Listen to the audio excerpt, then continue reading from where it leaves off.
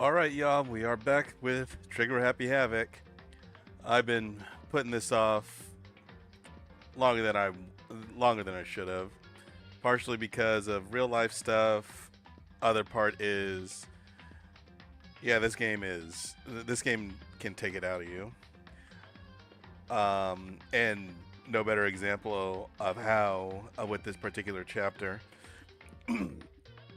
I mean, a lot of what's going on in this chapter has been present in the rest of the game, but and to this chapter's credit, it is kind of intentional that this one is kind of long, dumb, and unnecessary, but that doesn't change the fact that it is long, dumb, and unnecessary.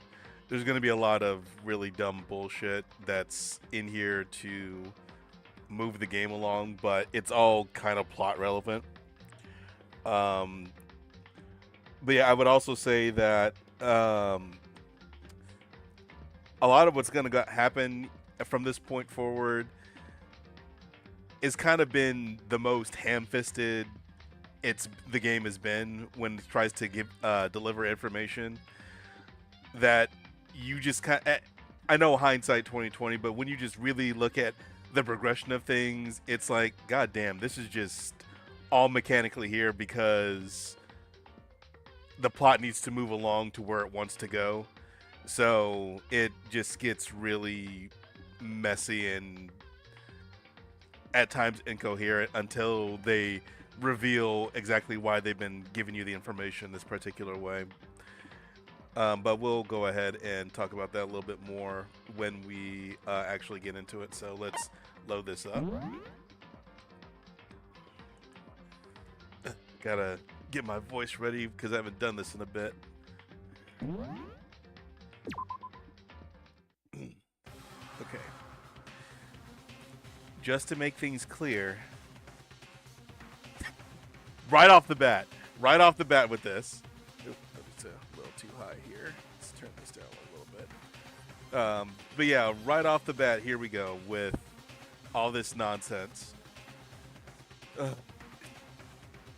Damn it. Oh, damn it. I mean, it's early in the day, so it wouldn't have mattered. Shit. I'm pretty sure I remember saying something like I was going to like take a shot every time they showed this one CG on here. Totally forgot about that. Maybe I'll do it. I will write a note to myself since we're nearing the end of the game that that near the end of the game for the next chapter, I need to have a drink ready and be ready for it whenever they say despair or some shit like that. I apologize. I totally forgot that I was talking about this. This is what I'm talking about this game. It goes on for so long, you just forget shit. You forget everything except for the stuff that they make totally obvious 1,000 times. Like, the game sucks you into its own weird thought processes and it just fucks you up. But anyway. Last night I was attacked by someone wearing a mask. And whoever that was, now they're... I don't know why, but now they're laying dead in front of me.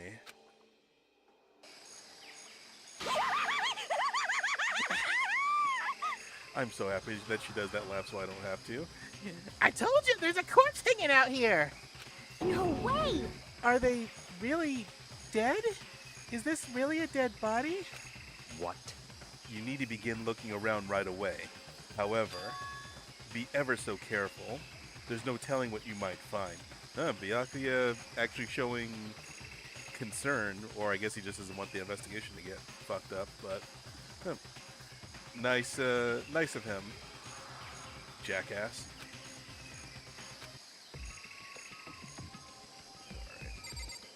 Alright. So let's see. What? What's this body doing here? I mean, who is it? Okay. I don't think they're gonna give me a whole lot of information. Huh? What's going on? Who is that? Byakuya. Why? Who is this? How did they wind up dead here? We can't move forward until we figure that out. And Jack. Yep.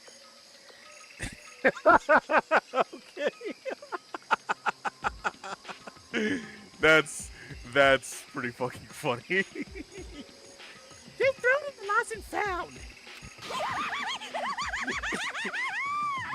Even a dead body can find its way home that way. That's funny. That is legitimately funny. Okay. I didn't expect that so soon, but okay. There we go.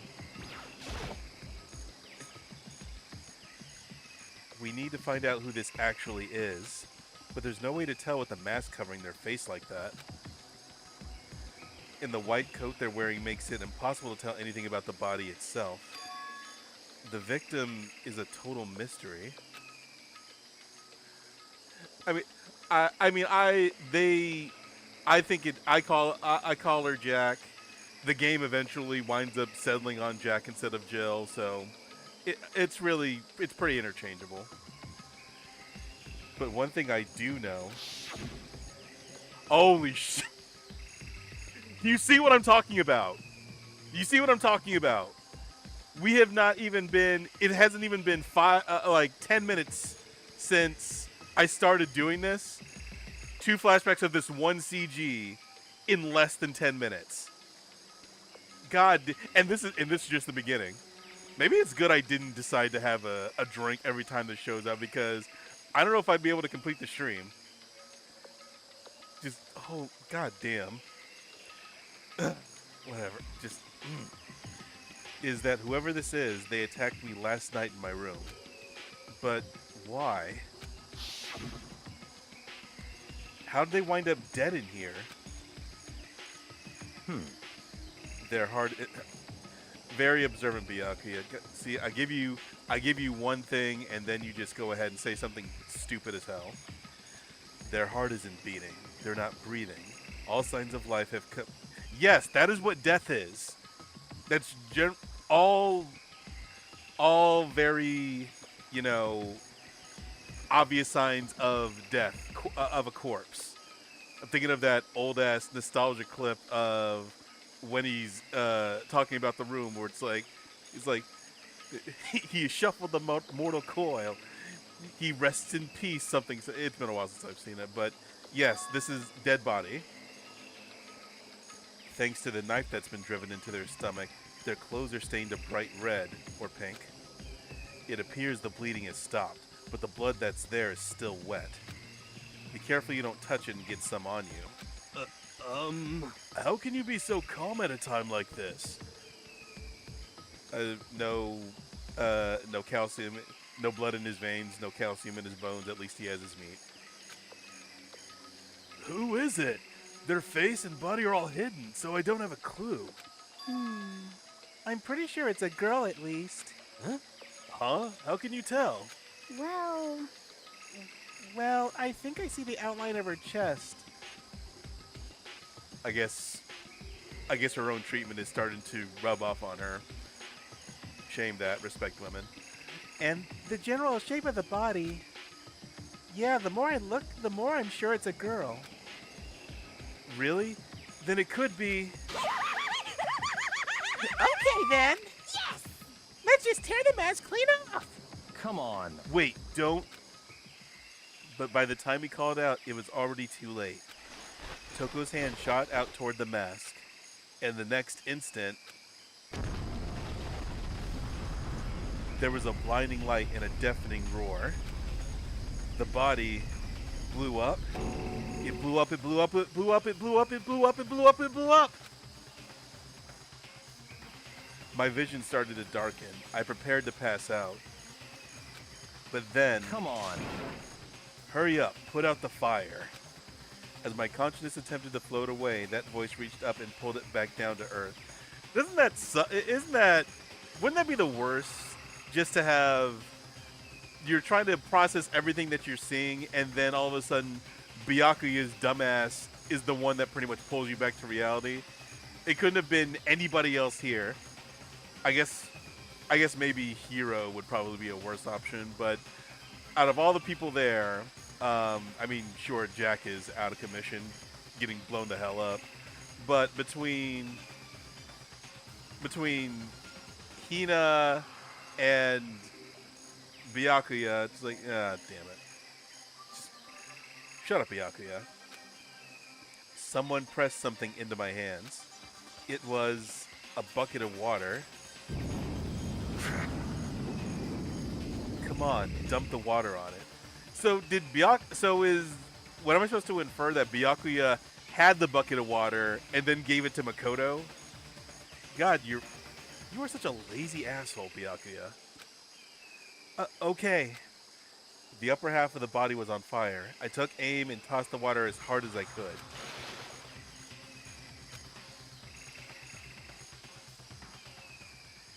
Thankfully, that was enough to put out the fire.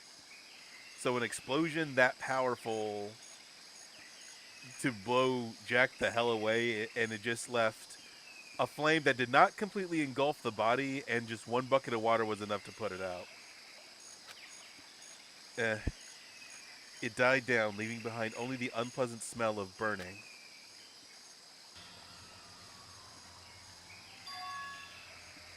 I guess that took care of it. And geez, the revelations that come later are just.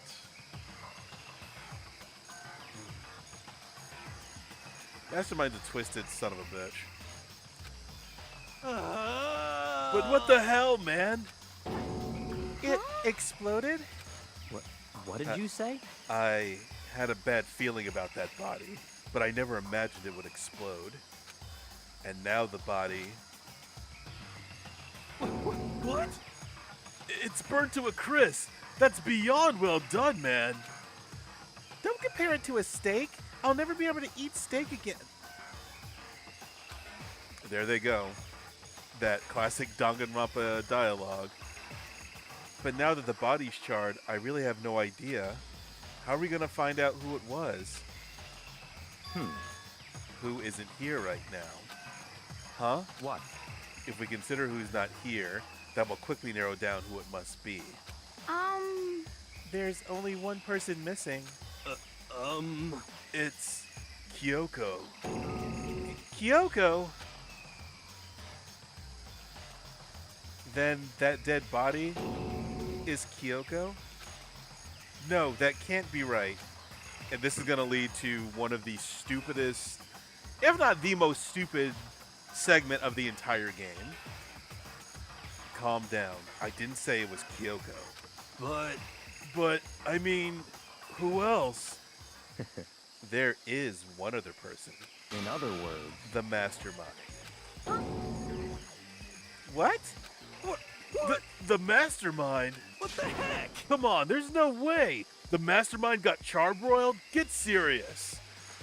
Get serious. I'm not super hype about City of the Wolves, but I've been paying some attention to it. I agree. Normally the idea wouldn't be worth considering. Then why the fuck do you bring it up? But I have reason to believe it may be true. The mastermind being dead would explain that other matter, wouldn't it? Monokuma can hardly move around if its master is dead, right? But that corpse is a girl, right? It doesn't make any sense. Hero with the hero with the sexism right there. I mean, remember what Alter Ego said? Okay, maybe not the sexism. Okay. Now he's able to remember some. Now he's being kind of useful. I mean, I don't think the problem is that Hero's dumb. I think the problem, and it's the problem with the entire game, is that characterization is not consistent with all the characters in the game, which is difficult, sure, when you have supposedly 16 characters that you have to monitor, or 16 students. But at the same time, this is a character that's lasted throughout the entire game and ultimately will survive. So if you still aren't sure about what to do with this character, then that just kind of that speaks to your ability as a character writer. But anyway, So that same person may very well be the mastermind who planned all this out. And according to the files, the headmaster is a man in his late 30s. It seems possible, even likely, that he's somewhere in this school right now. which is technically true. What the heck? He said the mastermind is some middle-aged dude, right? Ouch. That's not. I mean, I know Japan is weird with its ageism, but still. Somewhere, as someone around that age, feeling a little bit called out right there. Which the corpse obviously isn't. Then could that mean the mastermind isn't the headmaster? Is it the teenage girl Kyoko told me about? The ultimate despair? Huh? Mukuro Ikusaba, the 16th student at Hope's Peak. What? What are you talking about? The other day, Kyoko confided in me. She said there was a 16th student here in the school. What? I think you'd better tell us everything you know. Well, all Kyoko told me was Mukuro Ikusaba. The the 16th student lying hidden somewhere in this school, the one they call the ultimate despair. Watch out for her. I feel that's another one that they've played way too many times. It sounded like Kyoko thinks Mukuro Ikusaba is the mastermind. No, the headmaster isn't the mastermind. I'm sure of that. What? I don't have proof yet, but I have no doubt I'm right. I see. There's another student here, and it's a female? That would match the body's characteristics. So, And that phrase, the ultimate despair, it sounds super mastermindy, doesn't it? The writers kind of gave away a little too much by putting that line in here. Like, you don't give away how the sausage is made in your dialogue or in the actual product. Could it be? Okay, so the mastermind is this girl Mukuro, and she's a student here, and she's the ultimate despair? But if she's been hiding here in the school like some teenage Bigfoot, how'd she wind up burnt to a crisp? What the heck? None of this makes any sense. Just suddenly show up and then die? Okay, so his intuition's kind of kicking in here. That's surprising. I think we'd better take a closer look at the body. There may be some clues to help us figure out exactly who it is. Hey, wait. What? Aren't we forgetting something? You know, Toko? That crazy bitch who flip-flop personalities like like some do a newspaper or a book? Do newspapers still even... I'm pretty sure they do. What? Oh yeah, she got totally blown up, huh? Forget about her. I'm sure the explosion vaporized her. Jesus Christ. Yeah, she's fine.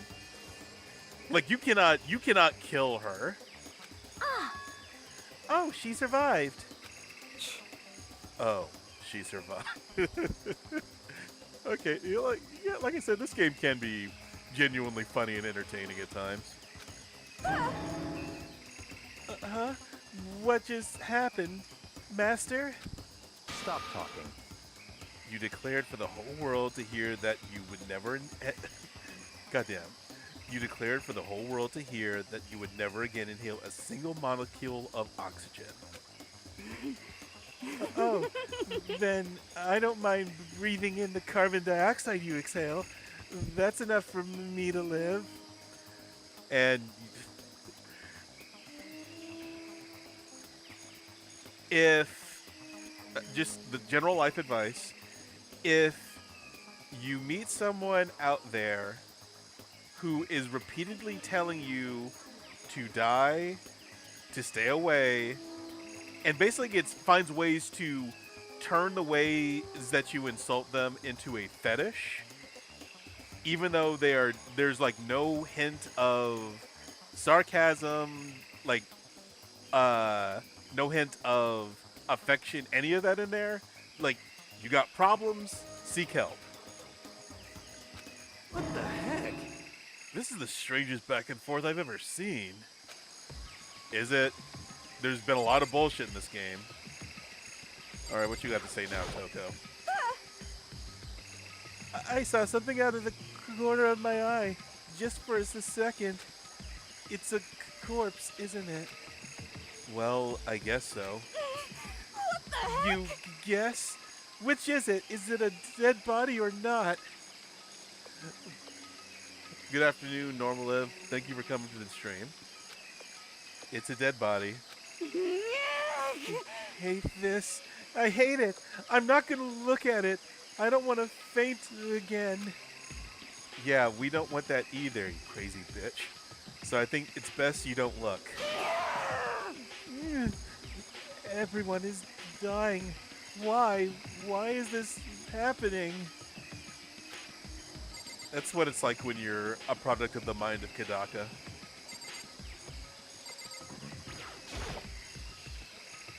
Okay, let's inspect the body.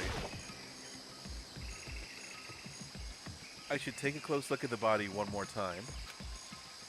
So, Watch yourself, Makoto. She may be dead, but she's still a girl. Don't worry, I don't plan on touching the body all that much.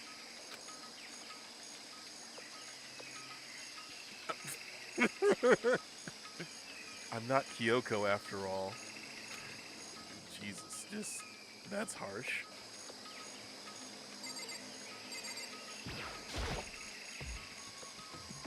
It's weird how, and again, budgetary issues, sure, but I would still think that they would want to make it a little bit of a goal to not make, for as much as I know. Okay, let me start over. Yes, you're investigating stuff, and so you definitely want the things that you want people to pick up on to pop out. But this is just very, very, what is it? But this is like take a look at this. This is very egregious to me because this key thing at the very bottom next to the image of the corpse here, it's literally like somebody rendered, didn't want to actually go through the effort of making a more detailed close-up.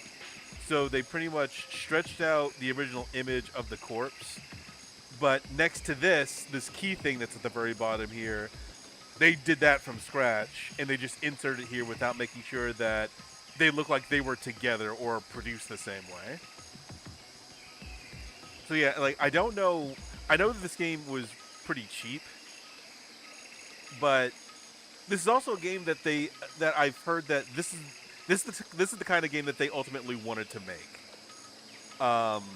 despite not necessarily having the budget to do everything that they wanted. But even still, you think that you would do your best to make sure that there isn't such a dissonance between the things that you're showing on the same screen at the same time. Maybe that's just me, I don't know. There's something next to the body. It's a key? Is that what Kyoko took from Monokuma? But what did you steal? so I stole this. Key? Well, there's your answer right there. They look completely different. But looking at it, I could tell it wasn't just any key. It was shaped like Monokuma. It was probably the only key of its kind on Earth. Until all the fan artists and 3D modelers are just like, I love Danganronpa, I'm going to reproduce this key. That's right. The key she stole was shaped like Monokuma.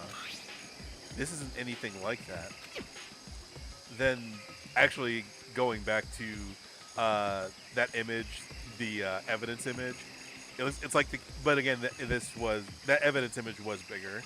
I was gonna say that the key in the scene looks better than the key that they just had slide up in front of you, but that's just a size difference. They definitely dragged and dropped a lot of stuff without rendering it and making it look less pixely. Then this key is...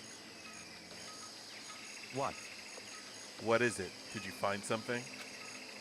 Yeah, this was on the ground near the body.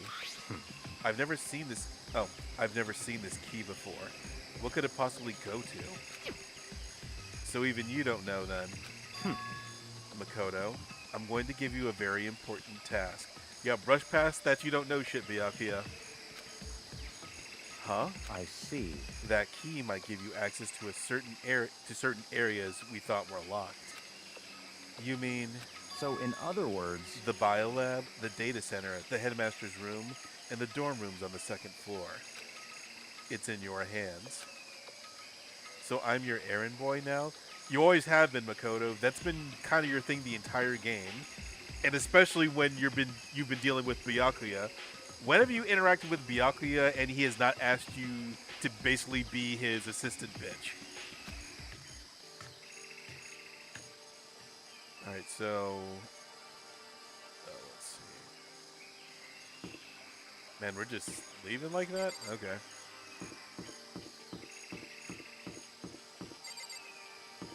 And the investigation has not even begun yet. Jesus. The biolab was definitely locked before.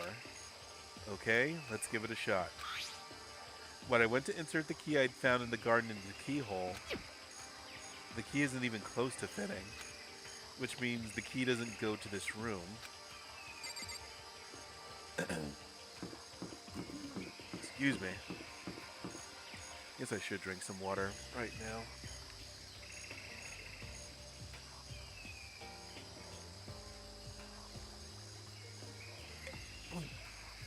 Remember to hydrate, folks.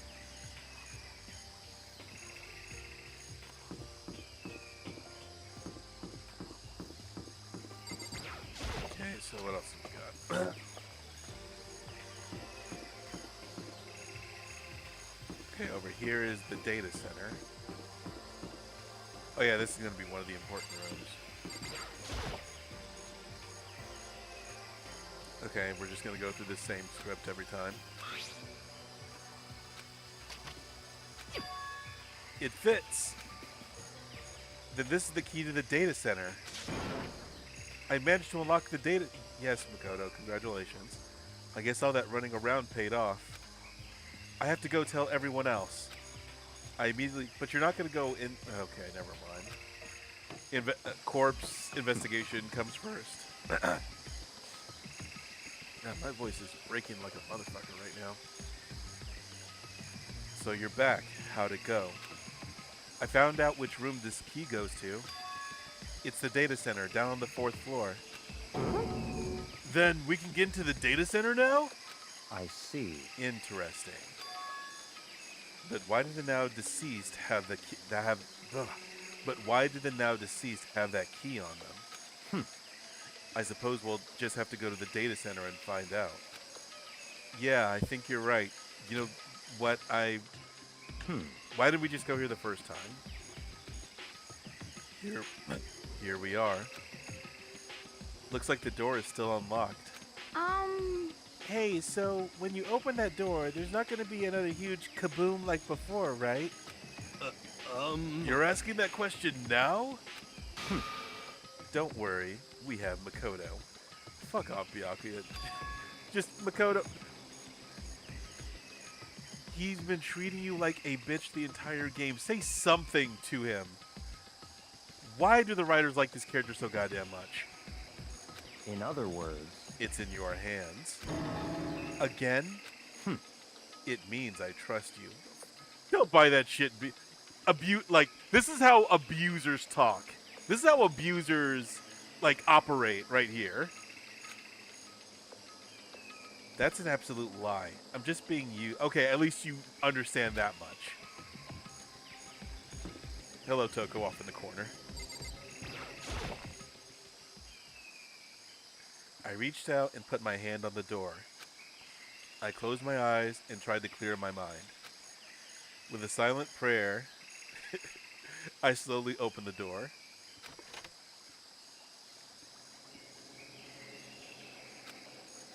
Nothing happened. After making sure I was still alive, I slowly opened my eyes.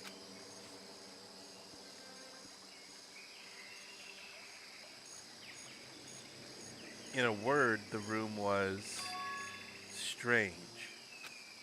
I mean, all the rooms up till now were strange, but this room had a special kind of strangeness. I mean, is the big ass Monokuma door over there? And I know seeing Monokuma is common, but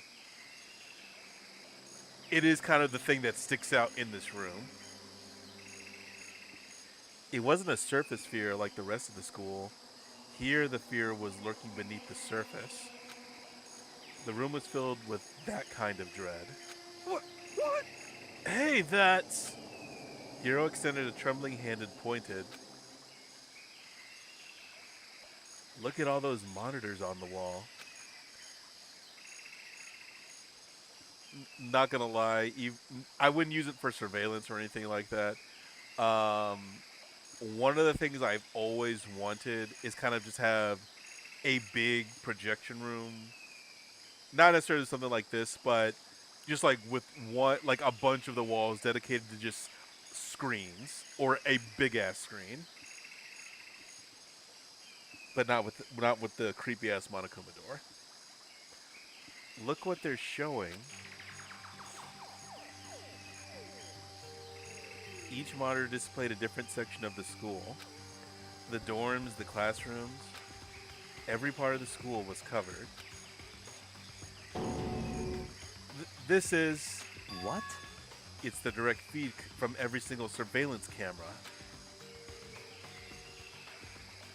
All the cameras in the school feed back into this room, and they're displayed here on these monitors. Byakuya the Genius about to drop another album just about now. So that's it. So the sole purpose of this room is to watch us. Spit that hot fire, Byakuya. God, you are so fucking stupid. To watch us? Then this room is... It's all clear now. The Mastermind's private room, without a doubt. The Mastermind's room, I guess that makes sense. So the Mastermind was here. All that could have been one text box. Watching us, and so could have this one. What's this? See what I'm talking about? Then I think this settles it. Huh?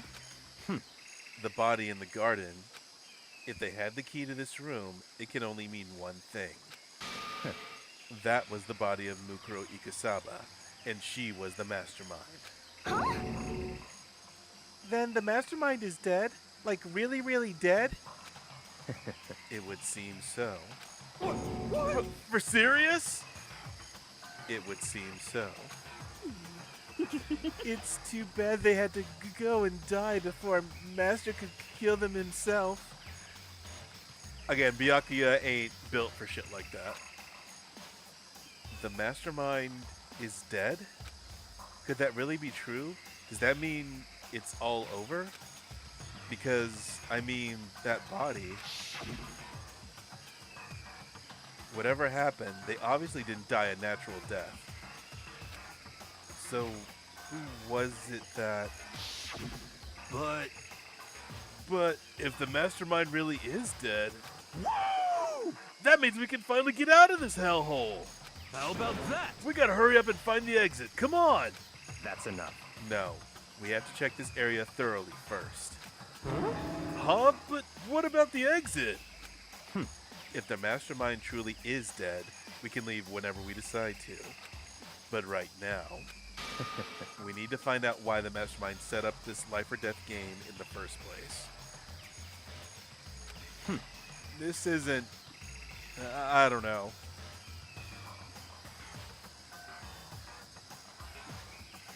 I don't know. This is another one of those things where my curiosity would not get the better of me here. I would have questions, but I wouldn't feel the need to find out the answer to those questions immediately. If I was put in this situation, it's like, oh yeah, if I'm out, I'm going to get the hell out now, and I'll figure out everything else later. And I'm bothered by the fact that the Mastermind was obviously murdered. What? Murdered? So you think so too, huh? Unless they slipped on something and the knife just so happened to fall perfectly into their stomach.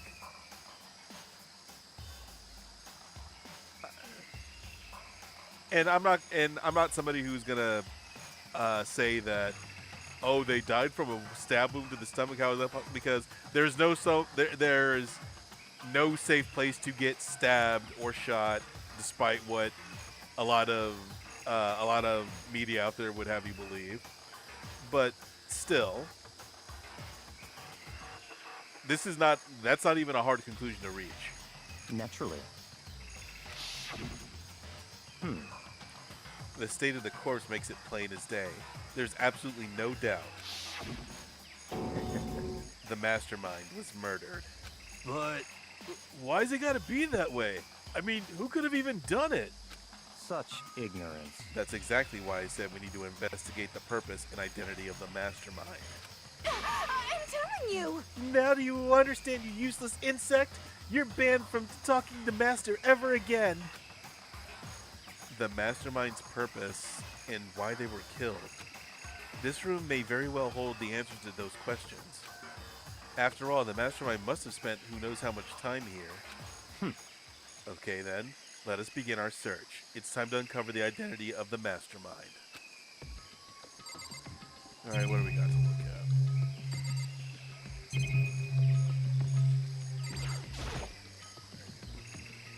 There's nothing showing up on this one. Huh? Hey, look, next to that TV. Isn't that a TV antenna? How about that? It is! It's just like the one my grandma uses. It's totally one of those high-def antennas. I know antennas still exist, but a high-def antenna? Wait, so if we hook up that antenna, we could watch TV? Huh? Did someone say TV? You know? Well, well, Saturday morning Hina's here. Okay, where is this going? Are you talking about me? Okay. Anyway, if we can watch TV, let's do it. Come on, come on, come on. You know? You're all starved for info from the outside world, huh? I guess that makes sense. Alright, let me work my magic and you'll be quantum leaping into your TV land before you know it. Sponsored by an old Nickelodeon, I guess. I mean, I get the reference, but Makoto, you cannot be this clueless about a whole bunch of other shit that you do and somehow know what quantum leap is. Who the hell still knows what quantum leap is? I don't think anybody from this game's target audience knows what quantum leap is. Okay, maybe not anybody, but Jesus, that was just... Stick to referencing Dragon Ball and shit like that. So the TV was useless. There's a bunch of computers all lined up. They look like high-performance PCs. Nothing like the ancient laptop Alter Ego was installed on. They're all on, but they seem to be locked. So what, we can't do anything? Just use your fighting spirit to force your way in. Thank you, Hina. Huh? What century are you from? The mastermind must have been using these to monitor the network. An alter ego. You may well be right about that. What? But there's no point in thinking about it now. You're right.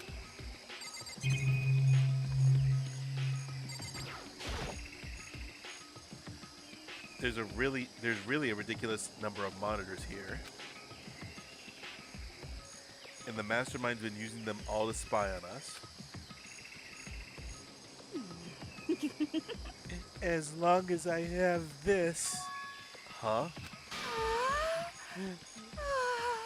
Jesus Christ. This woman needs to be put in a deep freeze. And even then, I don't... I understand being horny all the... I understand being horny all the time, even though that's still a problem. But Jesus Christ, it takes nothing for you. Look at the master go. It's like a feast for the eyes. How much is a monthly membership? Yep, just back the fuck away. This store's kind of creepy. It's got a picture of Monokuma on it. What could possibly be... Oh, I just read a lot more. This is what I'm talking about. This game is doing it to you. It's making me add more text in dialogue when there shouldn't need to be any. What could be inside?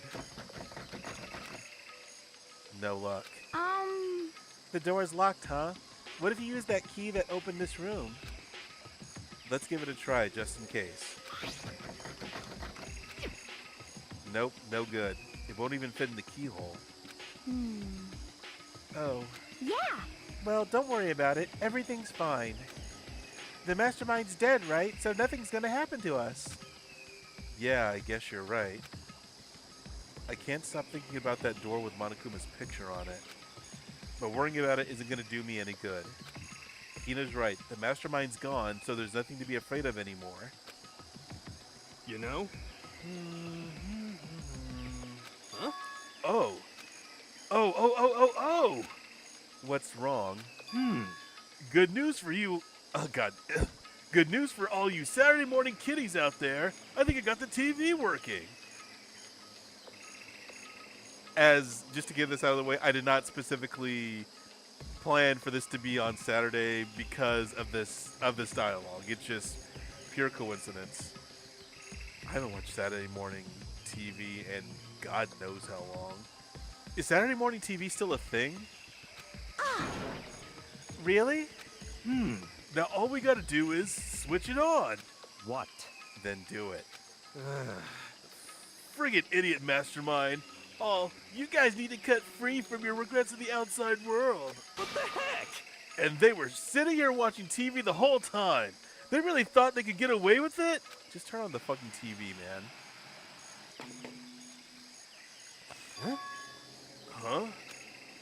Huh? This is... It's the feed coming from the surveillance camera monitoring this room, isn't it? What the heck? Huh? That's weird. Come on. Hey, what are you doing? Huh? That's really weird. You're weird. Weird in every way possible. And not just weird, super weird. But Pot meet kettle? this TV isn't hooked up to anything but the antenna. So how's it showing the camera feed? Well, Did you try changing the channel? Oh, good idea. Let's give that a try. Hero went through each channel one by one. Yep, flashback to this, or cut back to this.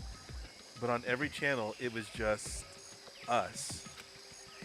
It was a live feed of us standing there in the data center. What the heck? Okay, he said it for me. Is it broken or something? Could it be? No, there must be some kind of trick to it. Some weird setup.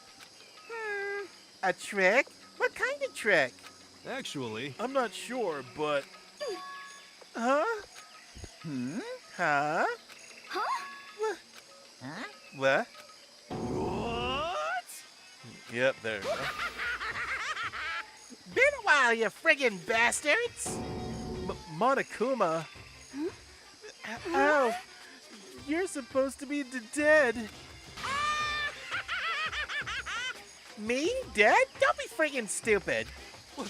What? Hey, you're acting kind of strange. Something seems different. Of course I'm different. Evolution is perfectly natural. I did not miss doing this. After all, I've been hibernating for 2 years already. Not even. It's been like half a day at most. How are you alive again? Oh yeah, that's it. The look on your faces right now is sublime. That's what I wanted to see the moment you went from hope to despair. Don't tell me you pretended to be dead all for this moment.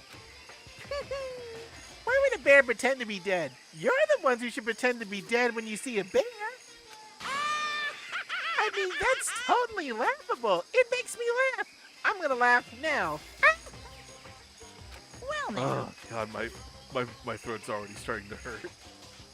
And that's that. Shing! Well, it's almost time to cut off your past.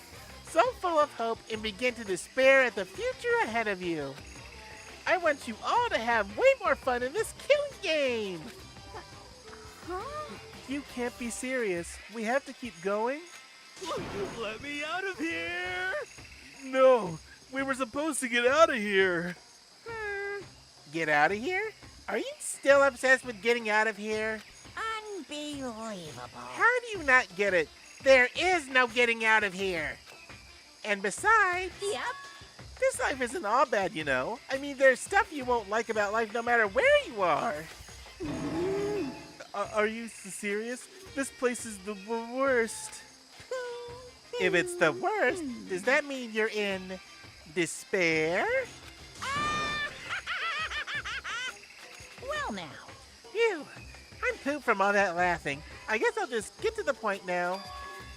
The point? Hey, You guys really struck gold when you found that TV. Yes, indeed. That TV is an essential part of your school life here. What? I knew it was hiding a secret of some kind. What the heck? But I connected the antenna, so why is it just showing us the surveillance feed? Look at how attentive they are now. Well then, I'm gonna let you in on a blood-gushing secret and tell you about it. That TV is absolutely without a doubt displaying the signal coming in on the antenna. huh? But what does that mean? What the heck? It's displaying the signal, but it's just us standing here. Unbelievable. You're so stupid. Don't you get it? Fine, I'll just tell you. Kills, chills, kills! This killing game is being broadcast live to the entire world. It's the most popular thing on TV. What? Extreme! This killing game is being broadcast live to the entire world. It's the most popular thing on TV. It doesn't matter how many times he says it, I don't know what it's supposed to mean. Yeah, this is... A lot of people treat this like a big revelation, and I'm just like, okay, one, this is just like another thing that Monokuma does because Monokuma does shit like this. And two, duh?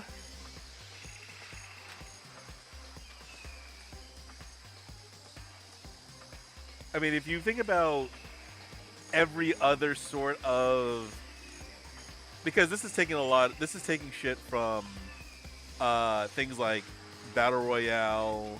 I don't know when the Hunger Games came out, but like it's like the Hunger Games, the Running Man. It's all very Greek Colosseum.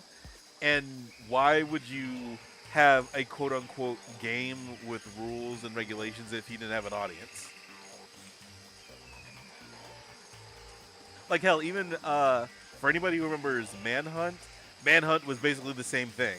It was a game for a voyeur specifically, a weird, fucked up one. But you don't broadcast or record shit if you didn't intend on having an audience for it. That's just usually what happens. I mean, even if I understood the words, I'm not sure I'd understand the deeper meaning. It ain't that deep, Makoto. Put two and two together. Huh? What? Broadcast live to the entire world? What kind of a bad joke is this? That's... It can't be. Have they taken over the airwaves somehow? Oh no! The camera feed is being broadcast? No way, that's impossible! Phew. That kind of overconfidence is a major weakness in your crisis management system, you know that? All you need is one weird trick that I found, and hijacking the airwaves is easy mode. Are you being serious right now? Of course. I heard a kind of creaking, but the sound was coming from my own mind. Like a boat, slam poetry time. Like a boat tossing in the ocean, my mind had begun to creak and groan. Hey, Everything has a meaning, you know. All those hints I gave you, all those tantalizing tidbits about the school's mysteries, even me luring you here right now. Why would I do any of that without a reason? It was all for my captive audience to show them true despair like they never seen it before. I became the director of a despair-based production. This is the ultimate reality show, the best in despair entertainment. What are you saying? You're lying. If this was on TV, the police and everyone else would be going crazy. Yeah, there's no way they wouldn't have tried to come and rescue us. Actually, What if they already did? Huh? yes, indeed. But then again, it's not really any of their business, right? God damn. I'm really going to have to talk a lot like Monokuma since we're closing in on the mastermind in the end of the game. I gotta be ready for this shit. Sure, some people might yell at their TV and try to warn you, but who would actually come here to help? Don't you think that's possible? I don't really know personally, though, so whatever. This can't be.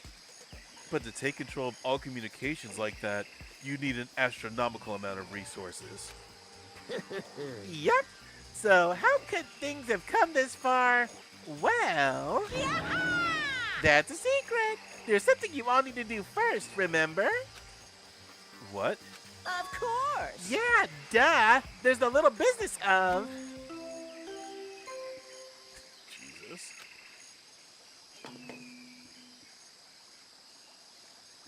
A body has been discovered. After a certain amount of time, which you may use however you like, the class trial will begin. Huh? Class trial? Do you mean...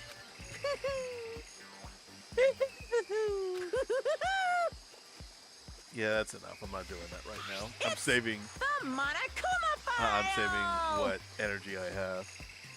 I'll leave the next Monokuma file right here. Everyone give it all you've got, okay? Heart-pounding Okay. excitement. Things are gonna get pretty crazy from here on out. You're in for a heck of a ride. I can't wait. I can't wait.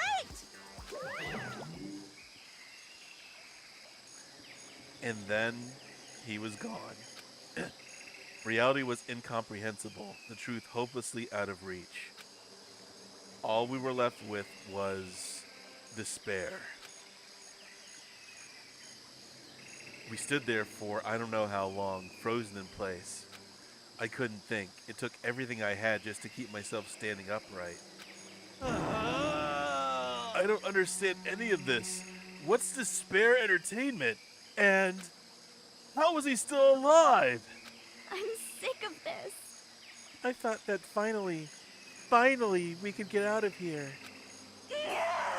And plus, what did he say about a class trial? Stop talking. Well, that part's obvious.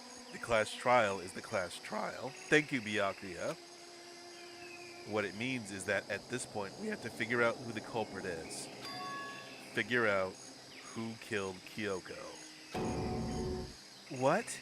What the heck? What are you talking about? I thought Mukuro Ikasaba was the one who died.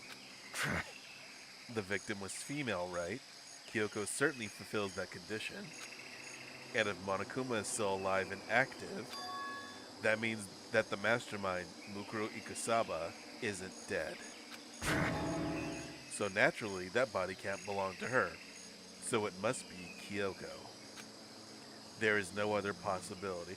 There's a shitload of possibilities, but I would expect you to be able to grasp that, Byakuya. You fucking dumbass. The body is Kyoko's? Kyoko's been murdered? No, it's not possible. Because I don't know anything about her yet. Makoto, I know you be simping, but try better rationale, please. I don't even know who she really is. To have it end like this. Oh god. Wait till we get to V3. God, V3. If and when we get to V3, V3 genuinely pisses me off. And it wouldn't have done so. It would have been fine had... You know what, I'm not getting into it, but I'll talk about it more when we get to V3. I don't believe it. I refuse to believe it. Quiet. Whether you believe it or not doesn't matter. The truth is the truth. If you refuse to believe, it's your responsibility to uncover the truth for yourself. Myself? Yes, Makoto, that's not... Anyway, we'd better begin. But if we're gonna have a class trial, then that means the killer... That's right. Correct. It must be someone participating in our school life. Wait, so you're saying one of us killed Kyoko? Well, that's not precisely what I'm saying, no. Huh? But you just said... Stop talking. I don't have time to explain now. There is a veritable mountain of issues I need to confirm. So I'm going to begin my search. If you value your lives, you'll put everything you have into this. That is how this game works after all. And the fact that this is my primary issue with this chapter is that they're kind of just going along with all of this. And I don't understand that, you know, Monokuma's still around, so their options are limited. But how does nobody already see that this is a trap?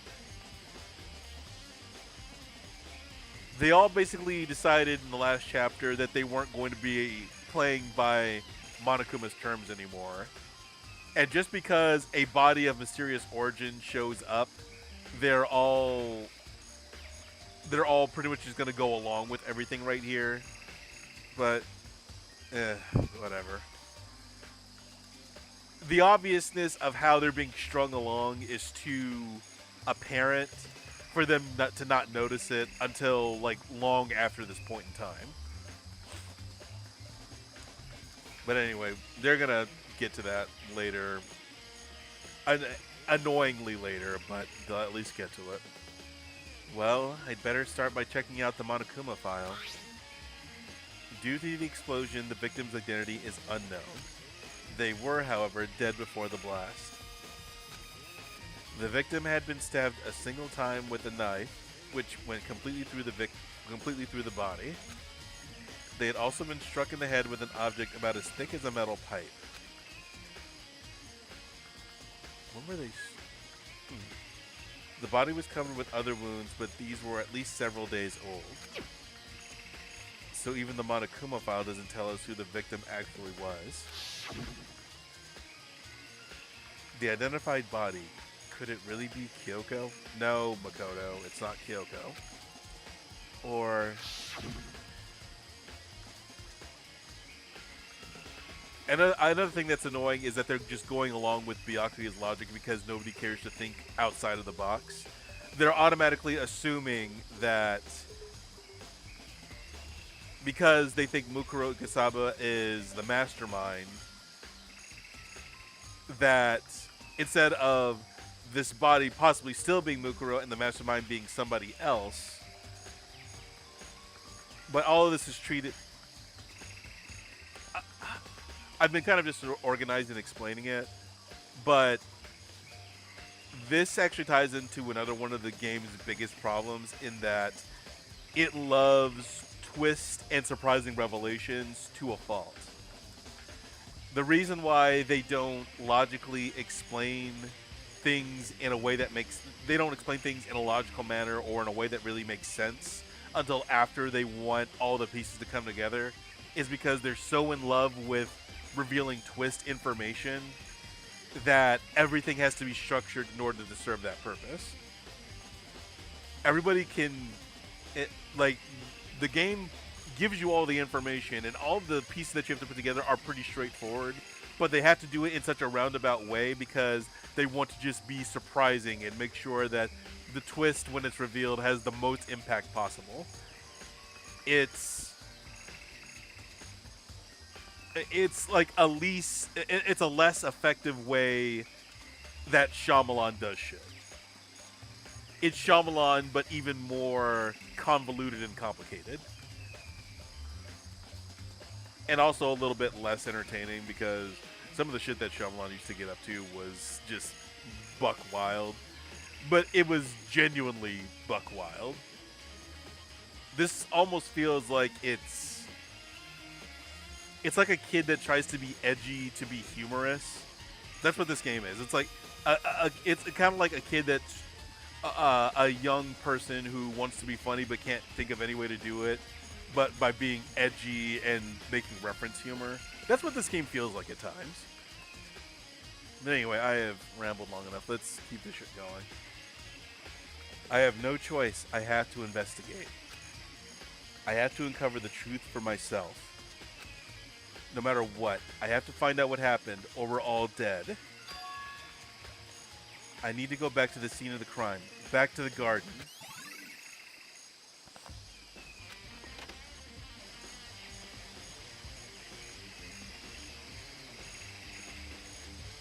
Okay, time to get started. I need to check anywhere that may be important, from one end to the other. I just need to do what I always do. Be everybody's bitch. No, that's not fair. Okay, so that's the surveillance camera.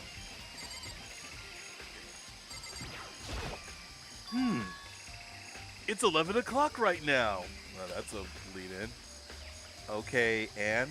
For serious? Oh, well, I was just thinking about when we first found the body. When the body was found, huh? Dakota, just shut the fuck up. Well, okay, never mind. It is Hero, so I get it. But still, observation and listening is needed right now, even if it's Hero. I should look back at what I did this morning to help me remember what that time was. Monokuma's announcement woke me up at 7 o'clock as usual, and I headed for the dining hall pretty soon. Once I got there, I met up with Hina. That was right around 7:30. Then I headed to the gym where everyone else was waiting. Next, Toko went to get the pickaxe, and that's when she found the body. He does have a good fucking memory. What time was it then? Now then, Toko, what time is it? Well, when we left the gym, it was just before 9 o'clock, so it's probably 9 on the dot now. That's right, it had to have been right around 9 o'clock. You know? Now that you mentioned it, I think you're right. So I think we can say for sure that the body was found at 9 a.m. Okay, my job's done. This is actually kind of helpful, so I'm going to let Hiro have that. He can have this. That's a pretty small job. Yeah, I'm going to let him have this now because he's going to royally fuck up any goodwill that he's getting right now, like severely, once the trial starts.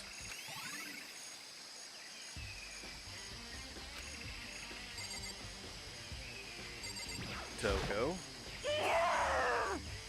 So, who does that body belong to? Whoever it is, I'm not gonna look.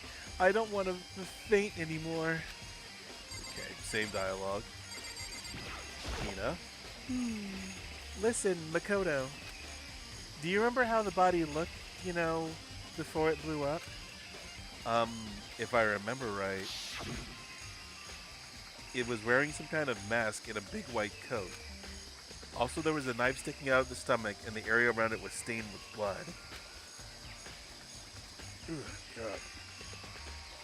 Apparently, the wound had stopped bleeding, but the blood on the body was still wet. Byakuya said not to touch it to avoid getting it all. Byakuya said not to touch it to avoid getting all bloody. But for how much blood there was on the body, I didn't see any on the ground around it. Okay. Wow, thanks. That was a big help. Now that you explained it, I totally remember how it looked. Well, helping you talk about it like that helped me remember it a lot better, too. So thank you, too. One at a time, Makoto. Calm down.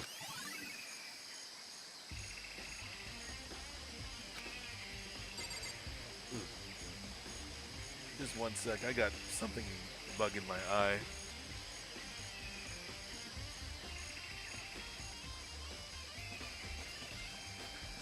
Alright. That's better. That's better. And Byakuya. Good timing, Makoto. Oh, Jesus. Here we go. I wanted to talk to you. What do you want to talk about? So, in other words, I'd like to hear your alibi. Alibi? in other words, Correct. I'd love to hear where you were after nighttime began last night. Well, I was sick, so I was asleep all night. But why are you asking about that now? And what's nighttime got to do with it? naturally. Isn't it obvious? This murder took place after nighttime. How can you know that for sure? Because just after nighttime began, I came to the garden. I was going around looking for everyone so I could tell them about Monokuma. Hiro's been spending most of his time in the garden the last few days, so I figured he'd be here. And I can confirm that when I arrived last night, there was no body here. In other words, So the murder could have only taken place at some point during nighttime after I left the garden.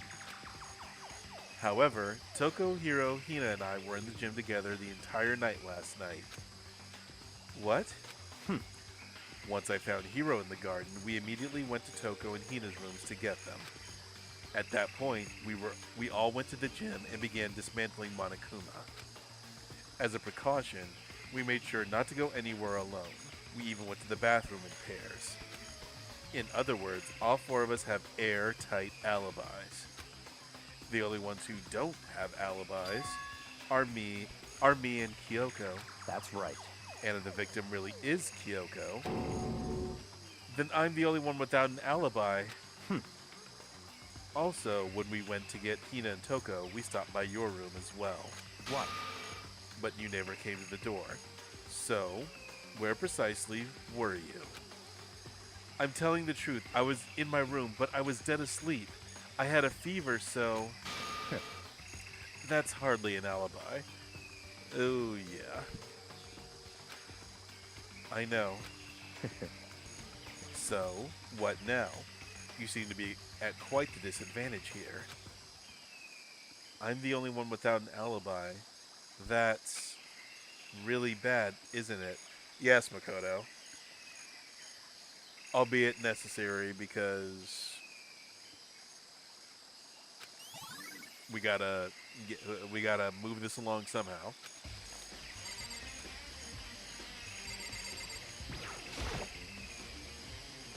If I check the body more thoroughly, maybe then I'll find out for sure if it's Kyoko or not.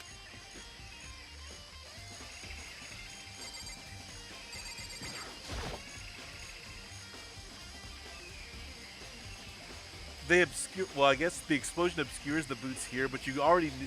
If you look back at the original image when the body was discovered, you could tell that the boots were not Kyoko's boots. Huh? There's something weird about the body's fingernails. Oh, these are fake nails. They're really long. And they seem like they'd get in the way of any normal activity. God, what are those acrylic nails? I don't know. Those were are those still a thing? They were a thing a whole bunch. I saw a whole bunch of people with them in the 90s.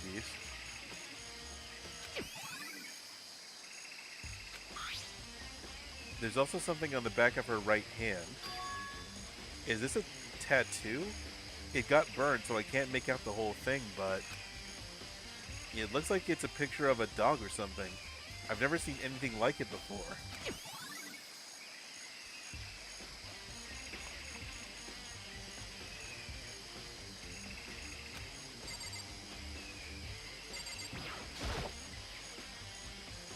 The lower half of the body didn't get wet at all. After the body blew up, the top half got set on fire, so I dumped a bucket of water on it, which explains why the bottom half isn't wet. There's nothing strange about that, right?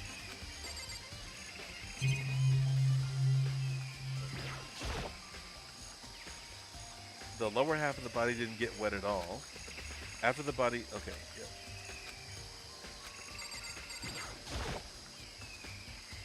Oh yeah, the white jacket the victim was wearing got totally burnt up. There's only one little piece left. The upper half of the body got set on fire in the explosion, so it's totally blackened. Also, the top half of the body is wet.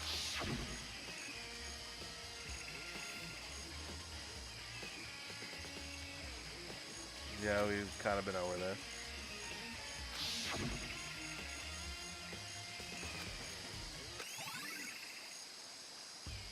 Oh, okay. They usually don't do it like that. Where you have to explore 3 separate pieces before you get one evidence bullet. Step away from the dead body. These look like fragments of something. They're all burnt, so I can't really be sure, but I feel like I've seen something like it before. But where? Wait, was it there? I'll have to double check that later.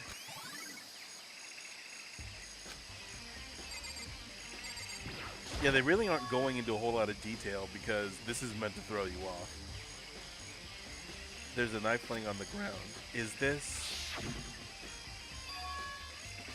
It must be the knife that was stuck in the body before it exploded. The force of the explosion must have thrown it over here. Not that far. Again, the explosion was powerful enough to send Toko flying, but not powerful enough for any... Only powerful enough to create a flame on one part of the body instead of just obliterating it. And only the knife only flew over this short distance. I'm no demolitions expert. That just seems inconsistent a couple of ways. The Monokuma file said the knife went all. The Monokuma file said the knife went all the way through the body from front to back. Does that mean that this knife is what caused the fatal injury? Either way, this knife, it looks real. Makoto, come on. Makoto. Wait, is this? We're back, baby. It's been a while, but we're still going to be seeing a shitload more of this scene. That's it. It's the knife that person was holding. This is getting really weird. There are just too many strange coincidences. Oh my... Geez, God damn it. Whoever the person in the mask was that attacked me last night, they were holding that knife. And that same knife was used to stab that same masked attacker we found here. Shit, God damn it. I went too fast. I could have pointed out how the boots look different. So maybe this masked person got stabbed because... Wow. This is... What were they thinking with this? I really don't know. When they attacked, I was in kind of a trance. Maybe I reacted by grabbing the knife? And maybe then I... okay. How'd the body get up there then, Makoto? I know you're worried because you don't have an alibi, but even then, this wouldn't make sense because you could probably get that information later. Makoto, so you're meaning to tell me that you possibly, in a trance, were able to fight off your attacker, obtain the knife, either have them follow you up to the garden or kill them beforehand, then drag them all the way up to the garden and then just leave all this evidence there?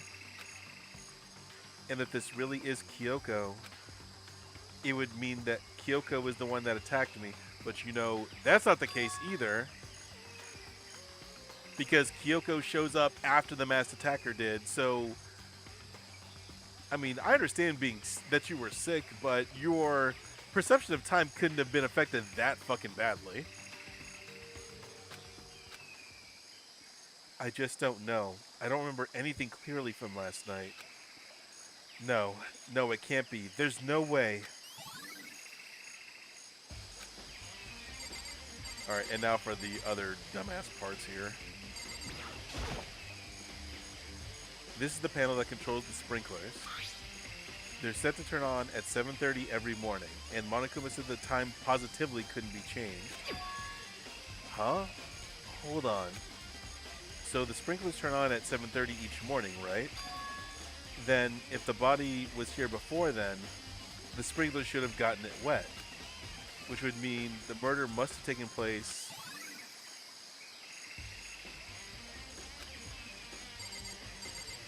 I'm glad that Makoto eventually pieces it together. It just takes way too damn long for him to actually get to the point where this makes sense to him when it should have come much sooner.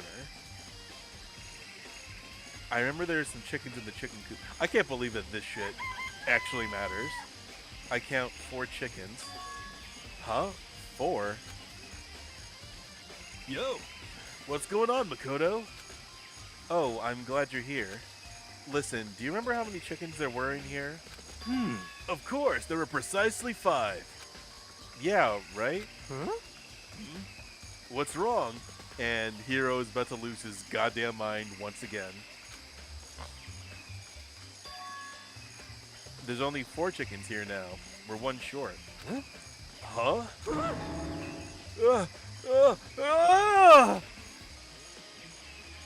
That's so weird. I wonder when it disappeared. But I was down here just before nighttime last night, and there were definitely 5 chickens then. What? What are we gonna do? Going from 5 to 4 is gonna have an impact on the structure of the world. Conspiracy! It's like a jigsaw puzzle. If even a single piece disappears, the entire world will remain unfinished. I did my best to ignore Hiro and focus on the problem at hand. Good strategy, Makoto. When it comes down to it, he makes relatively good decisions. If only we just open his mouth and just tell people to shut the fuck up a little bit more often. He does it with Monokuma, but he doesn't do it with anybody else who should.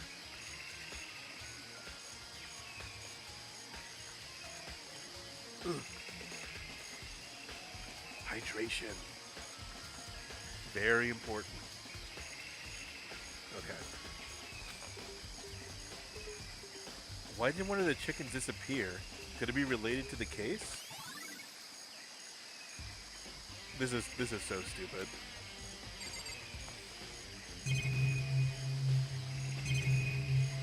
Is there something else here? Or is this just the fragments again? Okay. Let's see, does the plant have anything to do with this? The Monokuma flower, huh? Is it true? Does it really eat paper, plastic, and people? Anyway, I don't think it's related to the case, so I think I'll just stay away. But the chickens definitely have something to do with the case, right? Just to be sure, I should take a look at the tool shed. This room is dusty and disorganized. In other words, a pretty stereotypical tool shed. Is this a tarp? Wait, was there a tarp in here before? I should probably look into that. It could be related to the case.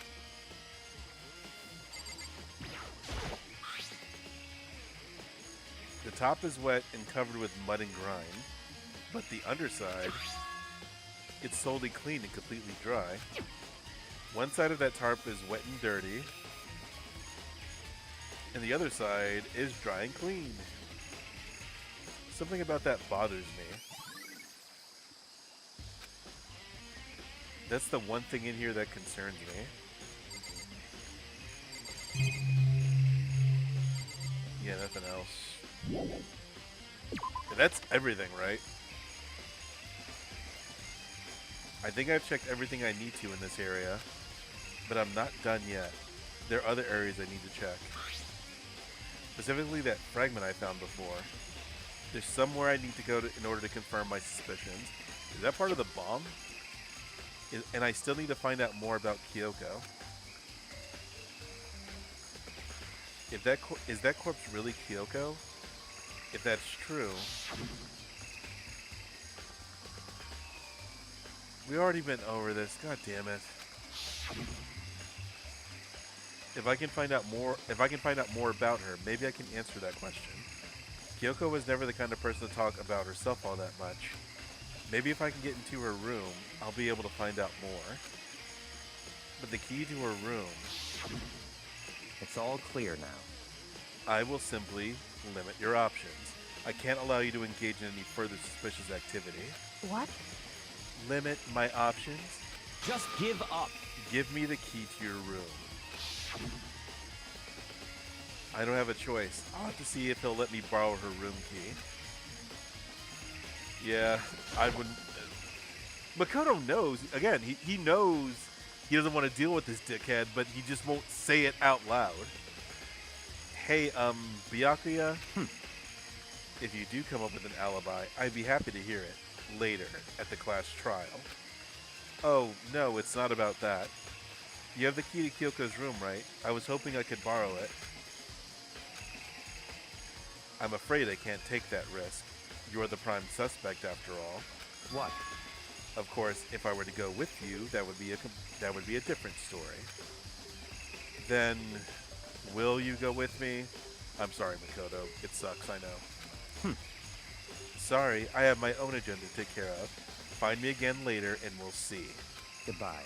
Depending on my mood, I may go with you, or I may not. Helpful. We're trying to solve a fucking case here, you know? Come back later, huh? Okay, then in the meantime, I should look around somewhere else. Maybe I should check out that one area. I know as soon as I see it, I'll figure it out, but I am not sure what that one area is. Oh, wait a second, I do need to inspect the dojo.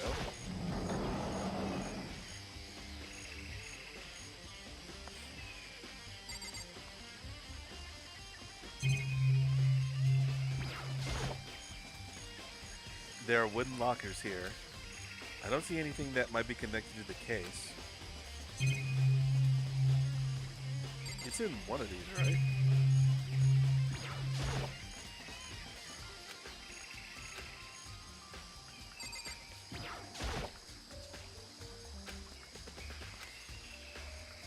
There's something here that I need to look at. I don't know what it is. Or maybe I'm here too early.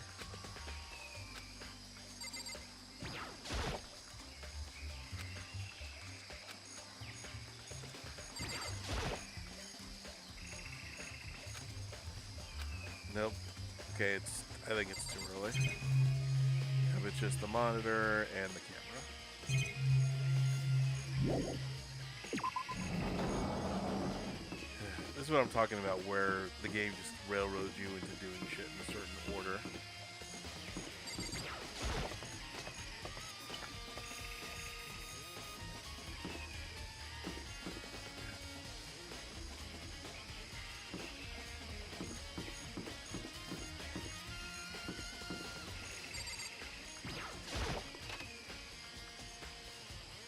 Because I think what they're referring to is the bomb, but I'm not sure.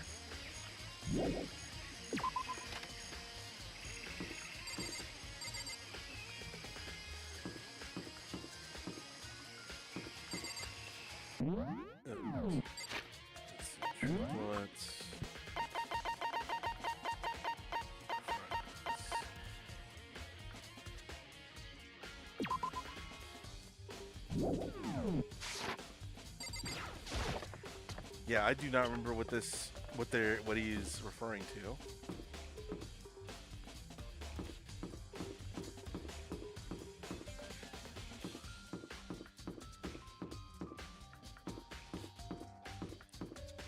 Yeah, I'm pretty positive it's from when they were dismantling Monokuma, but I could be wrong.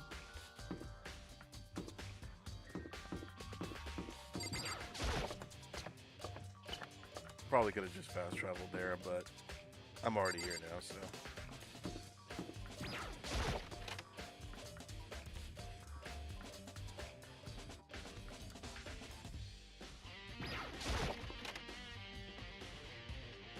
Yep, here we go.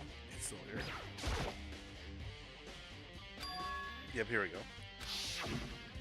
You know? Yep, I was right. I just found something. What is it? It's... Huh? It's what? A bomb. I mean, there's one installed in every Monokuma robot, I'm sure. What? A bomb? And that bomb went missing. There's no doubt about that. The fragments I found in the garden... Yep. Okay, I've checked everything else I can think of. All that's left now is Kyoko's room. I should head back to the garden as Byakuya. And this time I will do the smart thing.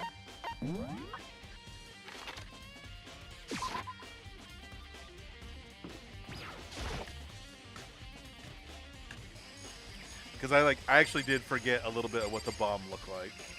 I knew that it had some red markings on it, but I didn't think it was that. I actually thought this was part of Monokuma's interior.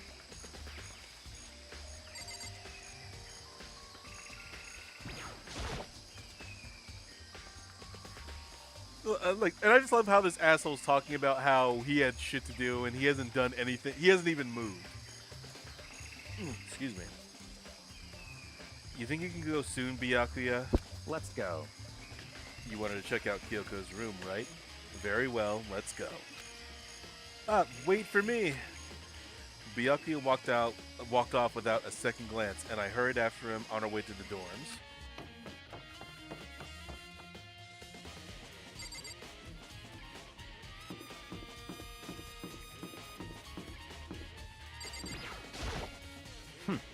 Well then, here we go.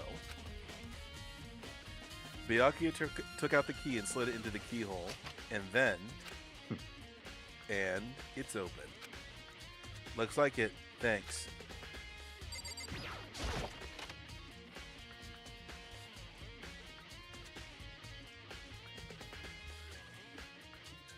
So, this is Kyoko's room.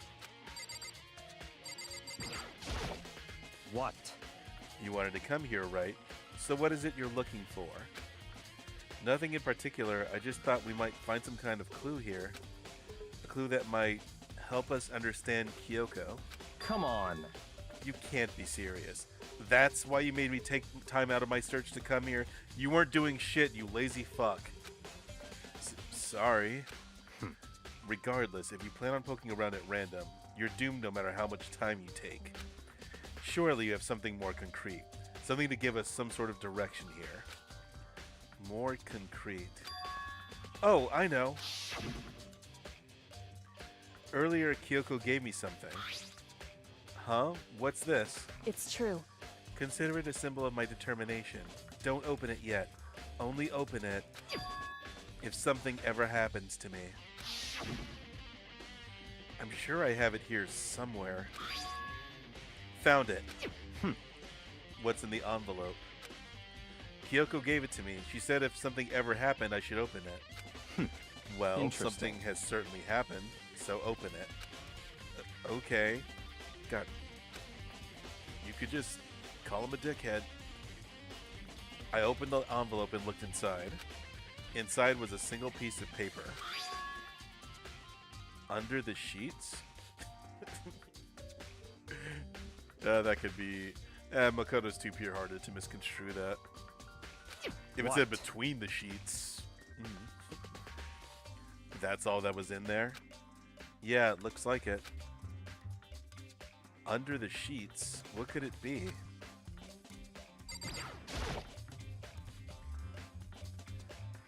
But could something be hidden under the bed sheets? Part of me didn't expect to find anything, but as I lifted up the sheets... What's this? I found a crumpled up piece of paper. Class 78 student registry? Mukuro Ikusaba? I see. It appears to be Mukuro Ikusaba's profile. Yeah, looks like it. That's probably the other thing Kyoko stole when she snuck into the headmaster's room, along with the key. God, you're so annoying. Fine, I'll tell you. It was a key and... that's it! This must be the blank... that actually came up again. This must be the blank that Monokuma was talking about. Kyoko said a death without meaning was unappealing, and this is what she left behind. I don't have time for your sentimental indulgences. Hurry up and finish your search. Okay. I made an effort to pull myself together, then looked down at the profile sheet. I mean, does Byakuya experiences Makoto's flashbacks in real time? Kind of like Scrubs. Anyway, name Mikuro Ikasaba. Sex female. The ultimate soldier. Although small for her age, she was a military specialist trained in every weapon type imaginable. She showed an interest in the military from childhood and soon found herself completely absorbed in it. In elementary school, she won a survival game tournament and began writing for military magazines. What the fuck is a survival game tour? Like this one? Just before entering middle school, while she and her family were on vacation in Europe, she disappeared. The story of a young Japanese girl being kidnapped quickly took over Japanese media outlets. An intense international investigation turned up no information and she was never found. However, she reappeared in Japan 3 years later, alone and completely unannounced. She revealed that she had joined a mercenary group known as Fenrir for those 3 years. She insisted that she hadn't been kidnapped, that she'd received battle training of her own volition. However, she never revealed why she decided to return home when she did. Not a whole lot of that information is actually going to be relevant. The Ultimate Soldier, a mercenary group? This doesn't feel real. This doesn't feel real. The world I grew up in, it's like a completely different dimension. It's like one's nonfiction and the other is sci-fi. Again, I have never... okay, maybe not never, but this type of writing and this type of dialogue is all an indication that whoever wrote this, and I know Kodaka was part of it, but the writers of this game are super defensive about all the nonsensical bullshit they put in this game. That's why they keep, whenever they bring up shit like this or write shit like this is it's a defense mechanism. That's all it is. That's how different this is. That was how I saw things as just an ordinary person, but then... I see. I never imagined I would hear the name Fenrir in a place like this.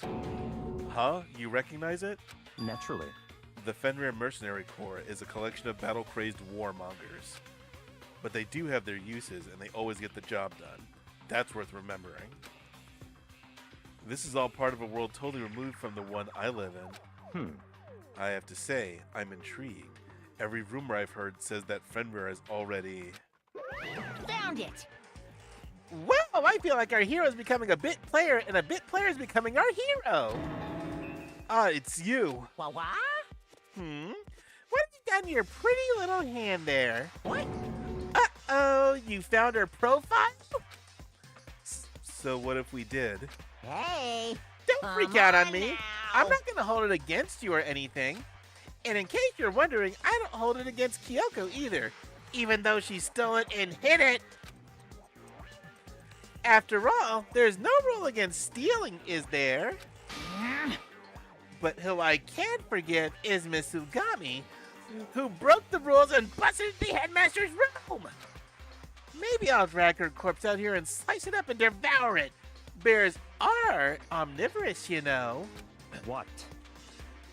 Are rule violations really so unforgivable? You're quite adamant about these regulations of yours. Of course I am. A proper school life is built on the dedication to organization and order. Which is why even I, as the school headmaster, have to follow the regulations myself. Oh, so you're saying you have to follow your own rules as well? Of course. Absolutely. I can't have you complaining about how unfair it all is now, can I? Fuck this bear.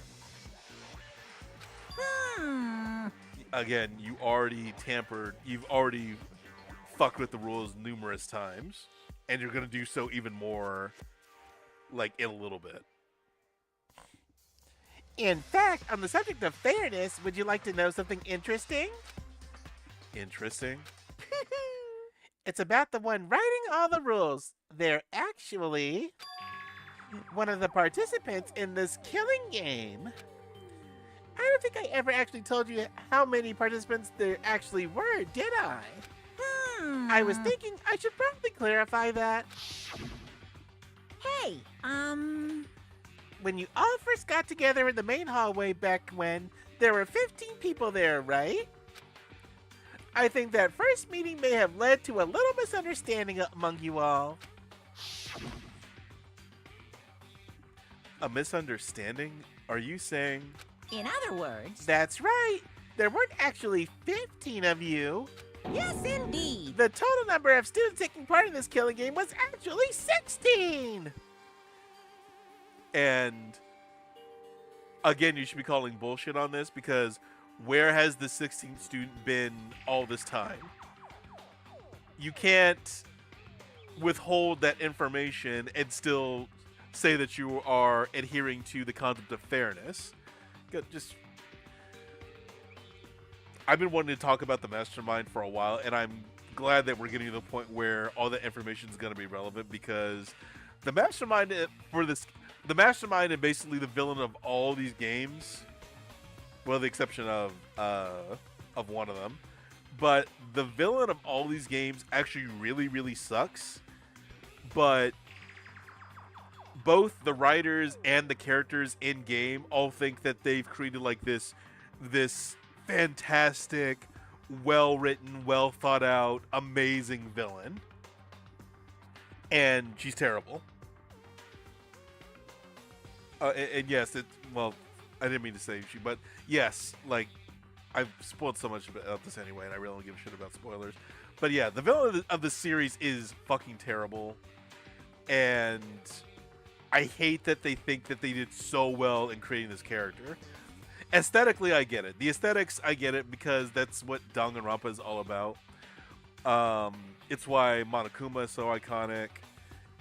It's why the main draw is how the games look for the most part. But the villain is really, really bad. Really bad. 16, then... Mukuro Ikusaba. Oh, God. The 16th student lying hidden somewhere in this school. The one they call the ultimate despair. Watch out for her. God damn it. The 16th student, Mukuro Ikusaba, the one they call the... This game is fucking with my mental state. It really does. She's part of this school life. So the one making all the regulations is... Why? Huh? Did you say something? Why are you telling us this? Oh, well, because... Like I told you, this killing game is desperately popular. You wouldn't believe the ratings. And since we've got so many viewers now, I wanted to make sure everyone was on the same page. I don't want to wake up to a hurricane of complaints and hate mail, you know. Yes, indeed. Makes sense? No, nothing in this game does. Well, now. Okay, that's all you get for now. Oh, actually, I do have some revenge to get, so I have an extra bonus for you. Revenge? I want to get back at that sneaky Miss Kirigiri, so I'm going to share a little secret with ya. Seriously? Hey, You know how she wears those stupid gloves day in, day out all the time? Well, don't tell anyone I told you, but... she wears them to cover a bunch of hidden scars that she doesn't want anyone to see! What? Okay, now that's all you get.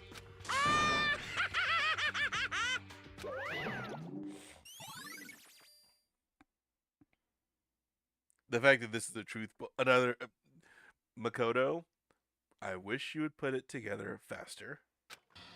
God, are we get to the trial too? My voice is starting to get worn out.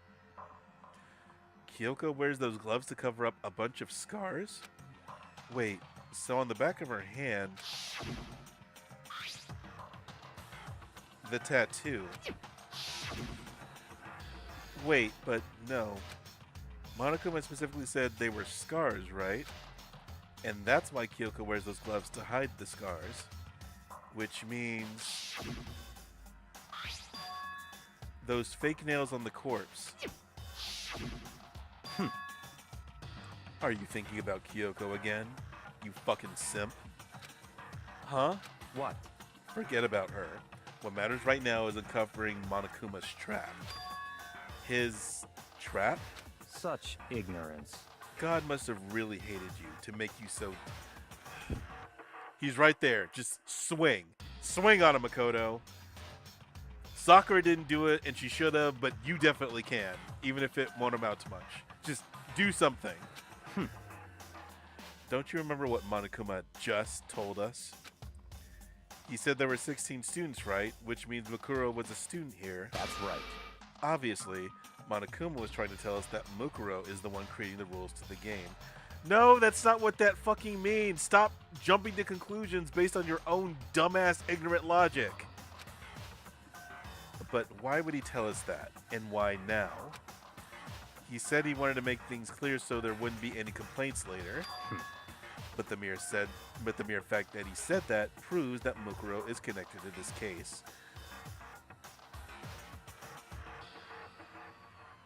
I hate that he survives.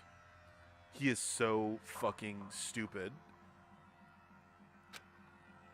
I really hate that he survives this game.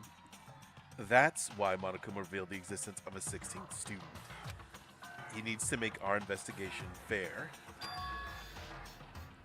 Mukuro is related to the case? It's certainly possible. Perhaps she's the one who killed Kyoko. What? That would explain why we would have to have a class trial, wouldn't it? If she's a student and she killed someone, that would make her a part of the school killing game. Mukuro is the killer? This is... I still stand by Chapter 3 kind of being the worst chapter overall. This one is extremely frustrating though. Like I'm getting ass cramps from how much I want to just move on from this.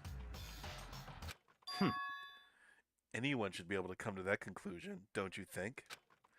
In fact, that's exactly what I thought when the investigation first began. What? But based on what Monokuma just told us, I've changed my mind. It's all clear now. Mukuro Ikusaba isn't the culprit. Huh? What makes you say that? We thought Mukuro, the ultimate despair, was the mastermind's true identity. But if that's true, Monokuma's behavior makes no sense. Why would the mastermind go out of their way to reveal themselves to us? That's a good point. So in other words, Mukuro giving us information that would raise questions about her would be bold, to say the least. It makes more sense, then, to assume that Mukuro isn't the culprit. So, if that's the trap, they want us to suspect Mukuro and come to the wrong conclusion. That's what makes sense to me. Which means that it's wrong. When has Byakuya... If it hasn't been blatantly obvious, when has Byakuya been right about any of his assumptions? He either has to be there to actually see everything happen, to see things happening, or he has to basically come to the most obvious conclusions that anybody except the absolute dumbest of the other students can come to. So no, he's wrong. He's just wrong. The way you say it, it definitely does seem possible, but if that's really true, if Mukuro isn't the killer, then who is?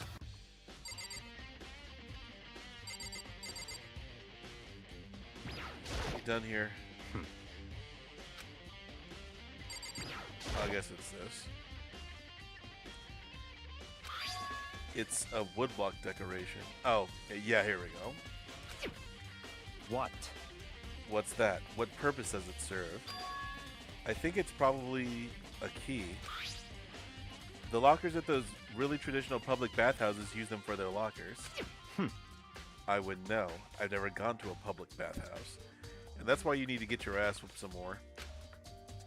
That doesn't really surprise me. It's hard to picture Byakuya doing something like that. Fan artists will take care of it, though. It's certainly possible. But if it is a key, I think I might know what it unlocks. Really? What? Unless I'm mistaken, which you often are, I'm pretty sure I saw something in the dojo that this might go to. The dojo?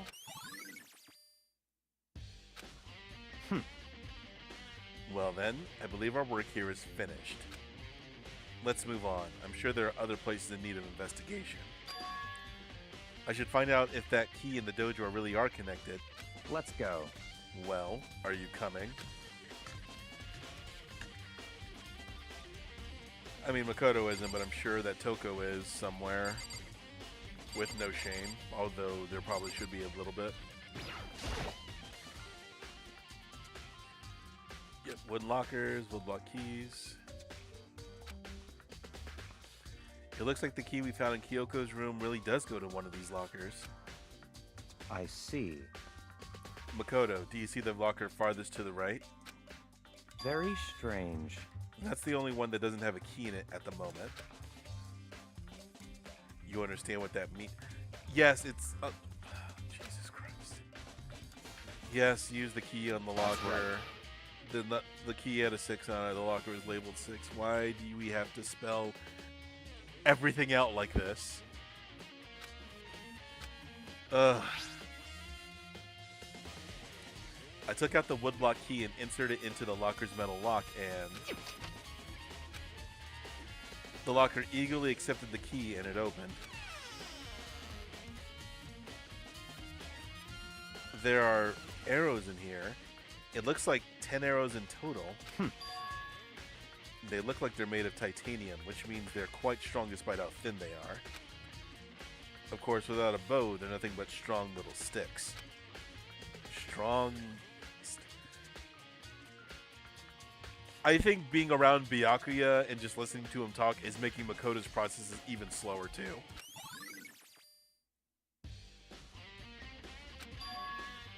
Oh, there's something else inside the locker.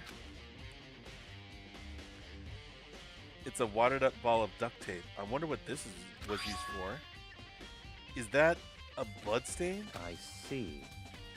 If it is, that means it must surely be related to the case. This duct tape is related to the case somehow, but how could it possibly be involved?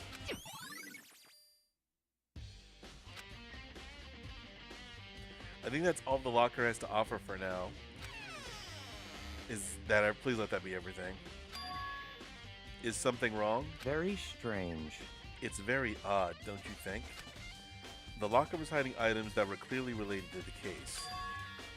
But how did the key to the locker wind up in the victim's room? Why? Or perhaps... Byakuya? Forget it. Come on, we need to continue on to the next location. Huh? What next location? What? There's still something we need to look into. We need to do more research on Fenrir. We are still not done with this goddamn investigation. Fenrir? You mean the mercenary group that Mukuro was a part of? But how are we supposed to find out about that? Isn't it obvious? Where in this school would you go to do research on something? I'm doing research. So much freaking research. So many freaking text boxes. Are you talking about the archive? That's right, the archive has all kinds of info that the general public doesn't have access to, for some reason. Let's go. Like, you just know that this school was doing some shady shit. We only have so much time before the trial begins. Let's hurry.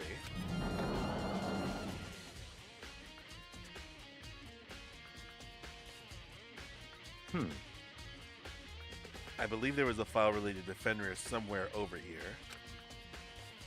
Byakuya seemed to know the archive like the back of his hand and went straight to a shelf in the back. Ah, here we go. He quickly returned with a file in hand. Now read it to me like a bedtime story, Makoto. I see. Take a look at this. I have no idea what it says. What language is this? How did you make it all the way to high school without learning a single word of French?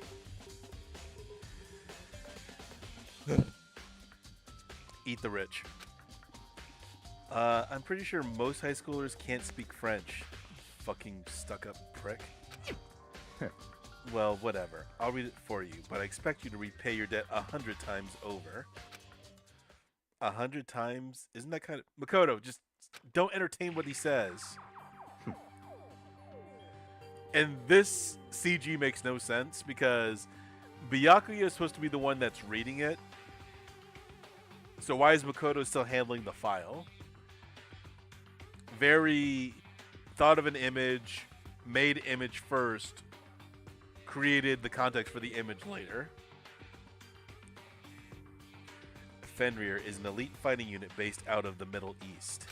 Unlike military contractors, they are a fierce group of soldiers who engage in direct combat. They claim that a single member is equivalent to an entire company of regular soldiers. Just like Fenrir, the Wolf of Ragnarok, their mere presence is enough to strike fear into any enemy. They have been involved in countless military battles and operations, most of which are highly classified. However, some time ago, they completely ceased all activity.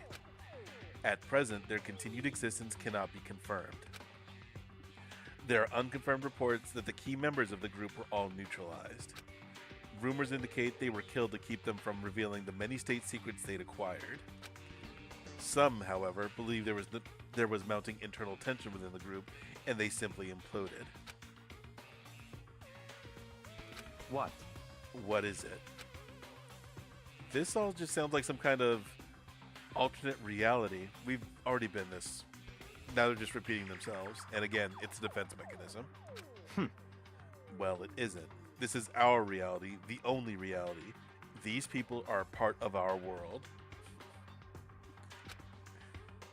Their battlefields are much different from our lives here. An unpredictable, unimaginable world. They're writing fiction. Has Danganronpa convinced you that this is a world of fiction yet? It's something that a couple of probably not all their people created and have now just made and distributed out to all of you so you can partake in its world building and its just supreme writing. That's what makes it all so exciting. Exciting definitely isn't the word I would use. So, did anything jump out at you? This may be your last opportunity to learn about Fenrir. Now that you mention it, the report said something about where the name Fenrir comes from, right? That's right. It said Fenrir is the Wolf of Ragnarok. I really don't know a lot about Norse mythology. Although I think I've been exposed to it more to that than to any other religion in video games. Speaking of which, would you like to know something interesting related to that fact? To show that they're a member of the team, each soldier that joins the squad would get a tattoo representing Fenrir somewhere on their body. This is a long, roundabout way to just getting this last piece of evidence that we need before the trial starts. What? They got a tattoo of Fenrir? Could that mean... Yes, that. Are we done? Yes, finally. I can rest my fucking voice.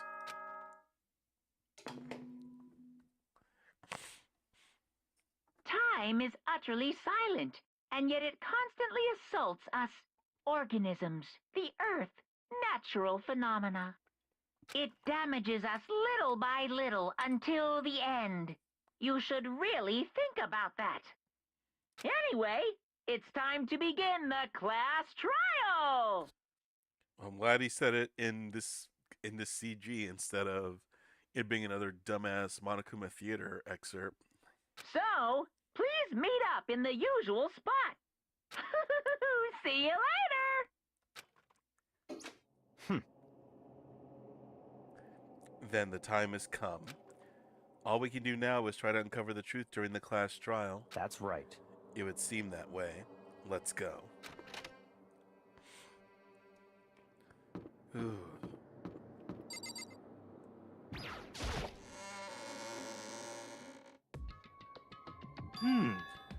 Whoa, Byakuya and Makoto showed up together. Ah, Where the heck have you two been? You just disappeared without a word. We were investigating, of course. How could you not figure that out by this point? Makoto's ranked high enough for you guys to go off together. Just the two of you? Oh god, here she goes. I already know where this is leading. What, are you jealous? Hey. Or are you making up some kind of creepy fantasy for yourself? What? Stop talking and brace yourselves. He'll be here any second. Any second. He could show up at any time. When I imagined what was about to happen, I immediately tensed up and prepared myself. But we stood there for 5 full minutes waiting for something weird to happen. And then 5 minutes became 10. Why? What's going on here? Why hasn't Monokuma shown up yet? Could it be... Maybe he died again? What should we do? Should we keep waiting here or... Yeah. Or what? What? Jesus! Did I scare you? Come on. I demand an explanation. Why did you waste my time and make me wait like that? What? I made you wait? You've got it all backwards. You're the ones making me wait. Huh? In other words, I'm waiting for everyone to arrive. We can't start till everyone's here now, can we? What are you talking about? Everyone is here. We've all been waiting for you. Sorry, but you're wrong. But I've been waiting 10 minutes now, so it's okay if I punish the one making us all wait, right? If we all agree it's a violation, I'll arrange a punishment right now. If it's me you're waiting for, I'm here. When we heard that voice, we all spun around to look. hey, I'm here, and no rule's been broken. Kyoko. Kyoko, you're still alive? And here's where it begins, right here. What I'm talking about. He's about to erase all that goodwill. No, that's a ghost! Stop talking. If you want to fight, do it at the class trial.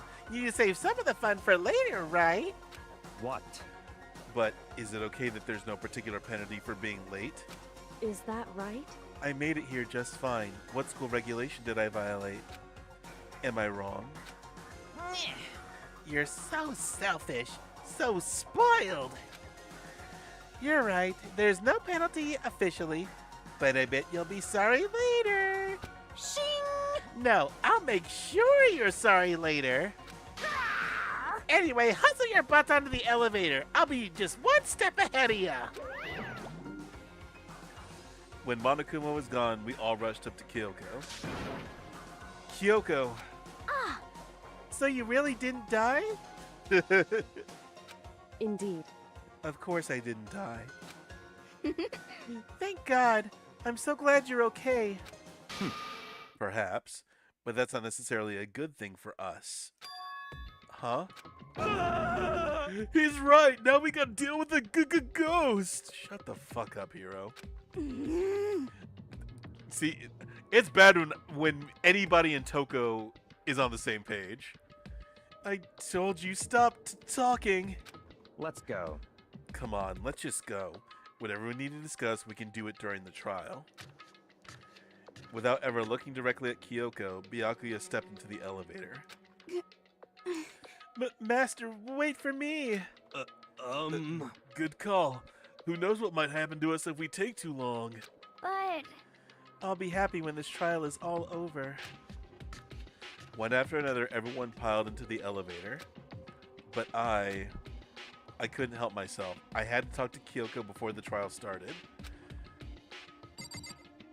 His queen, his one and only. After Sakuya. Sayaka, my bad. I don't know who I was thinking of. I was combining Sakura and Sayaka.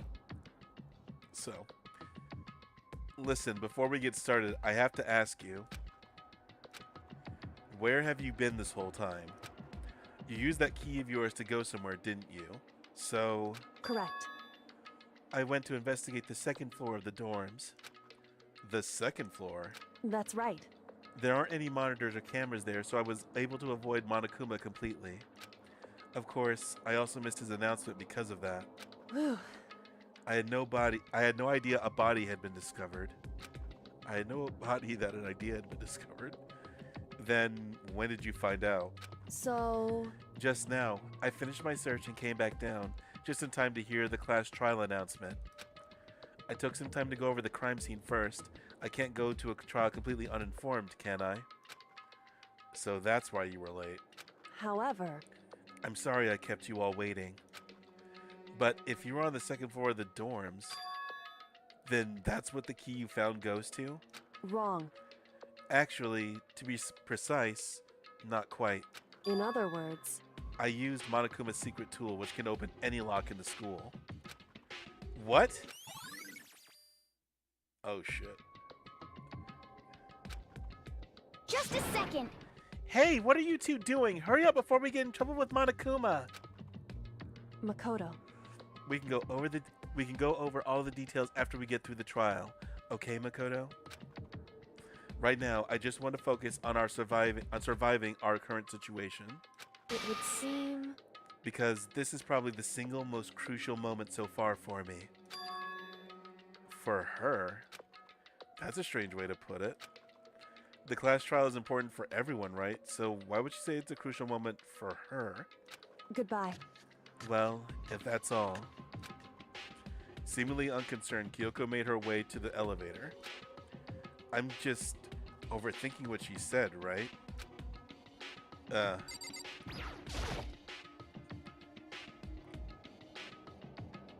Being cryptic is not a good thing when you are the prime suspect or one of the major suspects of a trial.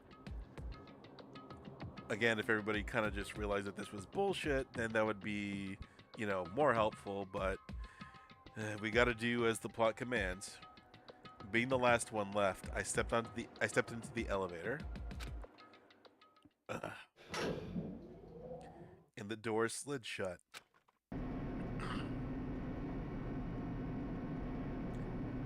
This time, the clunky was loud enough to hurt my ears, and the dread began to consume me once again.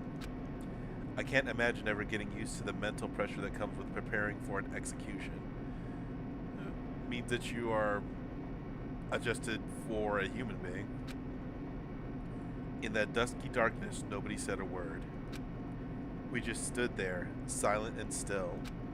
After an immeasurable period of time, the doors opened without warning. A dazzling light penetrated every depth of my eyes, but it wasn't the illuminating light of hope. It was the blinding light of despair. I can't wait! I can't wait! I've been waiting for this. I feel like it's been forever since we got together like this. The time for pointless jokes and jabs has passed. Thrills, chills, kills! Let's get on with the show. And so the curtain opened for the 5th time. A deadly judgment, a deadly deception, a deadly betrayal. Deadly riddle, deadly defense, deadly faith, all the deads. All of them. You think of an adjective, think of a noun, put deadly in front of it, it's all that. A deadly class trial. Fucking finally. Jesus.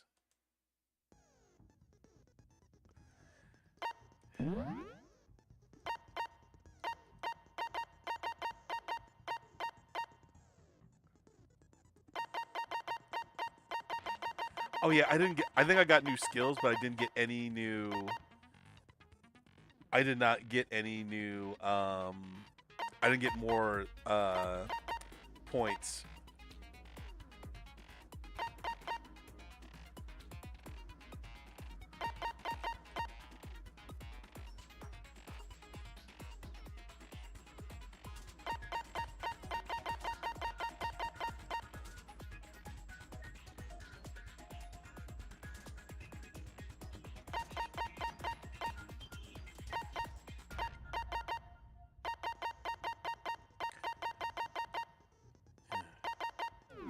let's just do this shit.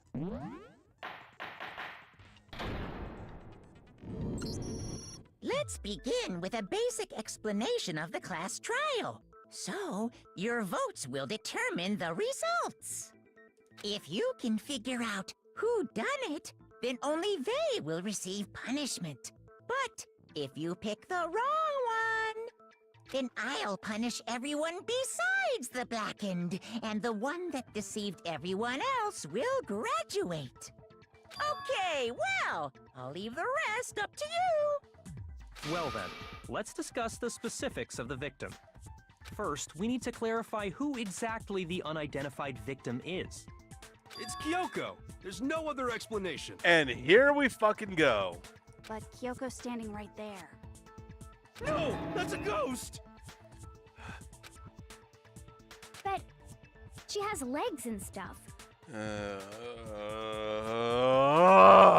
Well, that's just because she's like the latest evolution in ghost technology. I kind of want to game end myself right now. There's a limit to how much ridiculousness I can tolerate. Okay. So I just have to prove that the corpse isn't Kyoko, right? Or maybe just tell Hiro to shut the fuck up and keep his dumbass. Why are they even just?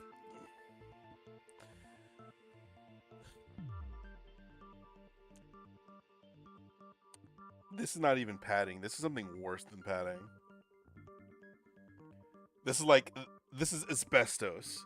This is literal, not literal, but this is effectively asbestos in the progression of the game.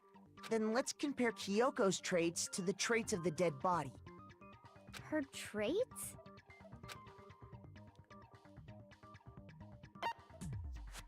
I got it! I'm talking about her gloves. They'll give us some insight into the mystery. I'm sure of it. In that case, I think it would be helpful if someone explained why she actually wears those gloves. And would you happen to know the answer? In fact, Monokuma told me. Apparently you have scars on your hands you don't want anyone to see. Oh, you know, now that I think about it, the corpse wasn't wearing any gloves, right? They probably just got burnt up in the explosion. I'm not convinced. The ghost is just trying to fool us all.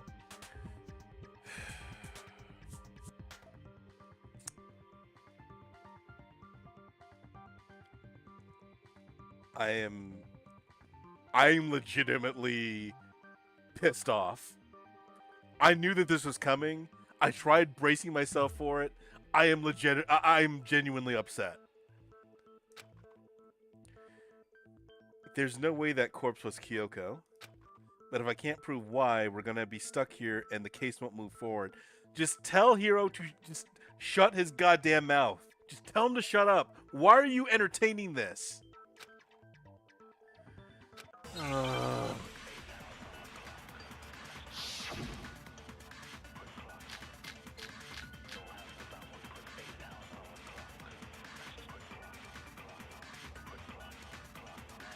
That Kyoko there is just a ghost.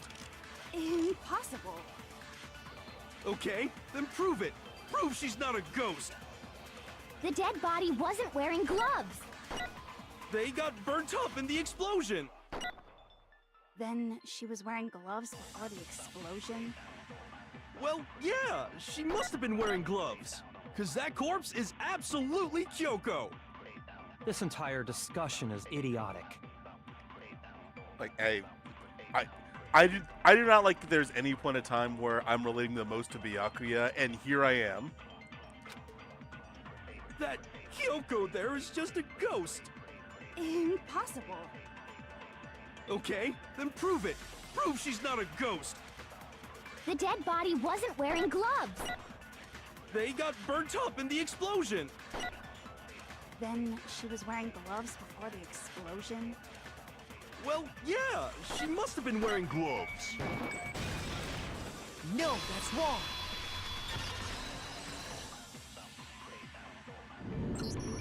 No. There's no way the corpse was wearing gloves. Whoever it was, they were wearing fake nails, remember? I imagine trying to wear gloves over nails like that would have been a pretty big pain. It's actually, I actually get annoyed when I come up with an idea. Well, not annoyed, but yeah, whenever I make an outfit for my character in NGS, whenever I have gloves on, because I usually put nails on if there's no gloves on, yeah, so... Besides, Kyoko wears gloves to hide her hands, right?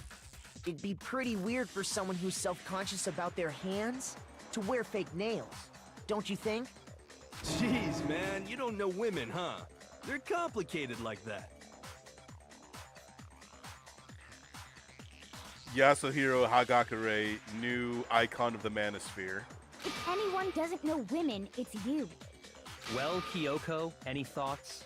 These gloves were custom made to the size of my hands to make sure they don't interfere with my daily life. If I wore fake nails, the gloves wouldn't fit properly. Then that's that. The dead body doesn't belong to Kyoko. Which should have been obvious since she's standing right here. Okay, so then, who's the real victim? First, we need to figure that out. Kick his ass, please. That's the first thing I said. You're the one who's been dragging us around in circles. Before anything, we have to identify the victim. Everything starts from there.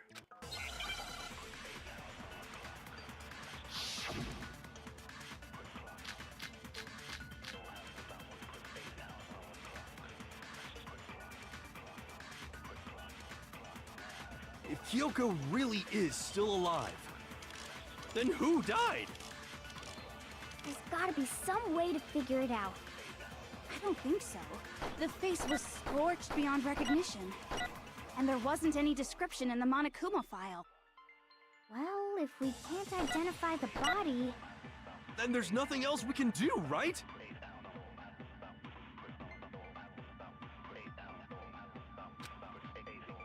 If Kyoko really is still alive, then who died?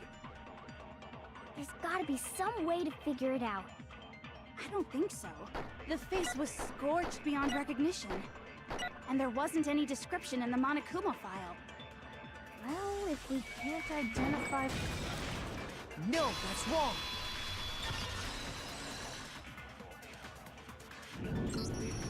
There was one clue left behind that we can use to identify the body. What? For real?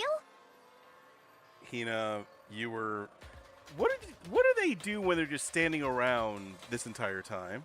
If you're lying, you'll die a cruel and unusual death. Cruel and unusual death?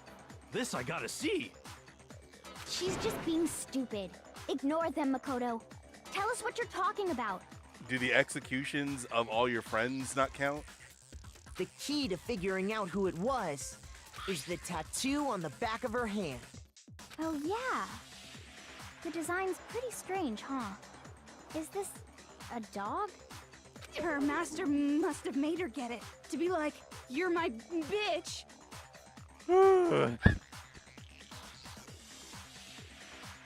I can't dislike this character.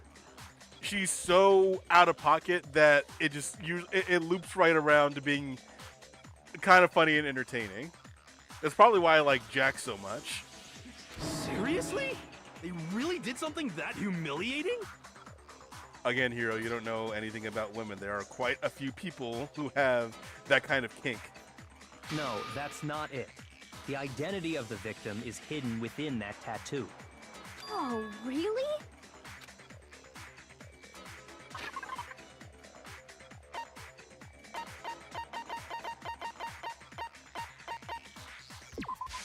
I got it! The Fenrir Mercenary Corps. That's the name of the military group Mukuro Ikusaba belonged to.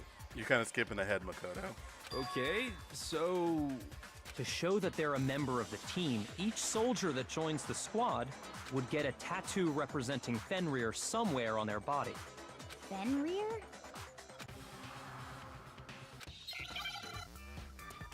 Do we really... like I said, asbestos. asbestos.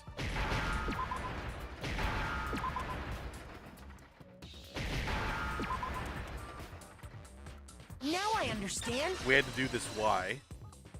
This could have been one of those question things. The representation of Fenrir is a wolf. Fenrir, the Wolf of Ragnarok. It's from Norse mythology. A huge, world-ending wolf beast. She said that without stuttering. He's the child of the trickster god Loki, and a female giant. Man, after all this time, we finally got a glimpse of the literary all-star. A wolf tattoo. Then that means... Exactly.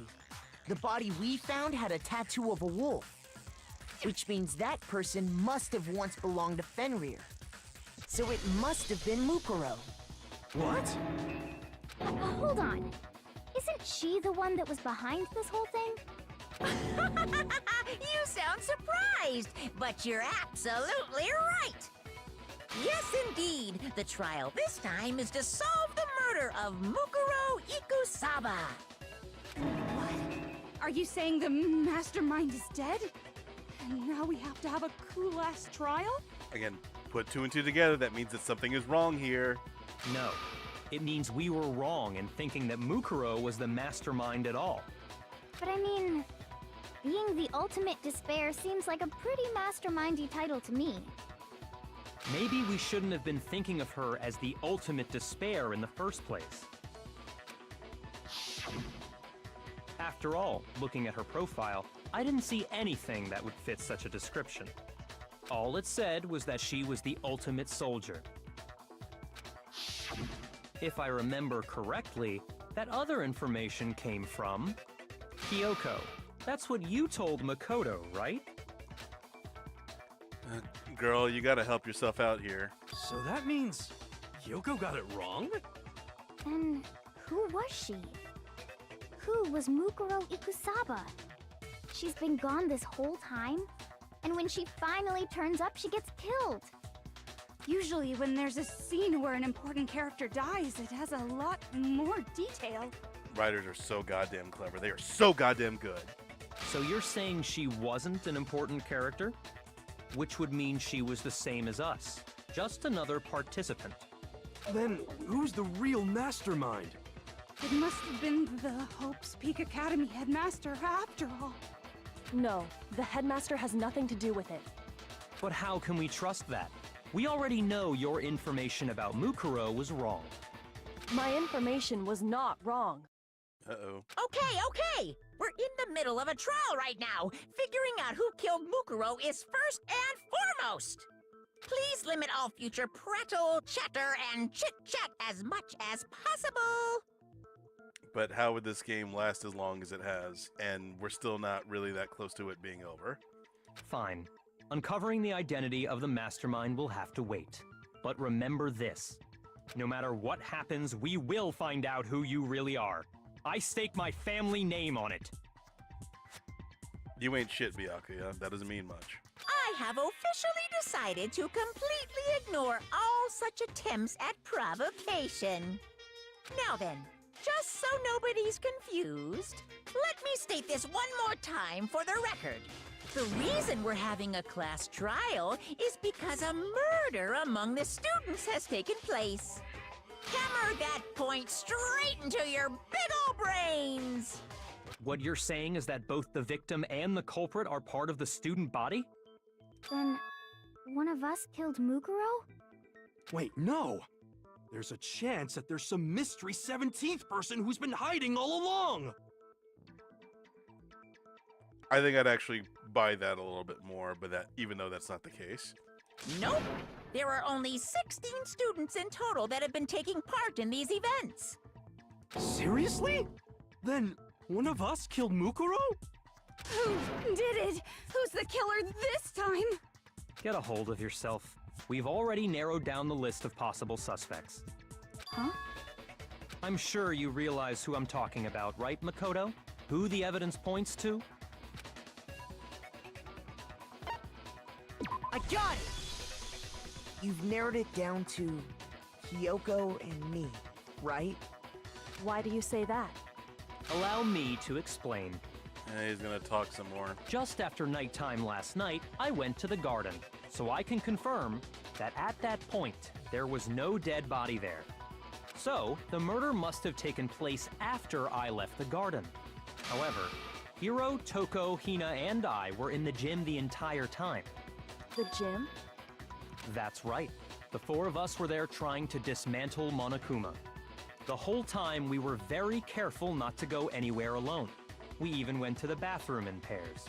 All of which is to say, the four of us all have alibis. The only ones without alibis Are me and Makoto. That's why you're able to narrow down the list of suspects. exactly so. Yep. So the only suspects now are me and Kyoko. Damn it. I can't let this stand. Somehow I have to clear my name.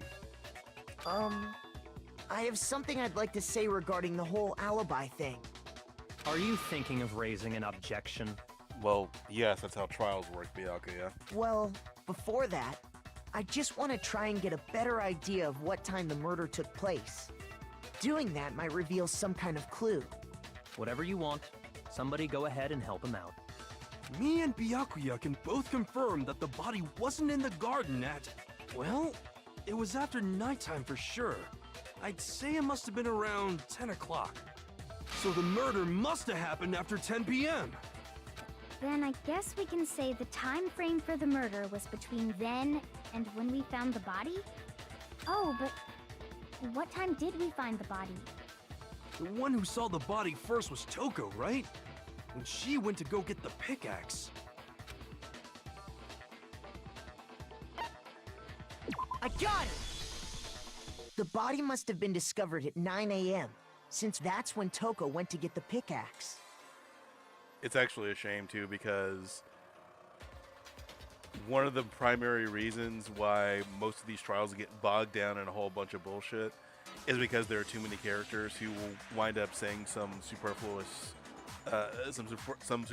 nonsense that slows everything down. This actually feels like an investigation, and they're trying to put the pieces together, albeit way too goddamn slow. But even despite Hiro's dumbass introduction to this trial, this actually feels more conducive to them actually doing what the game should be about.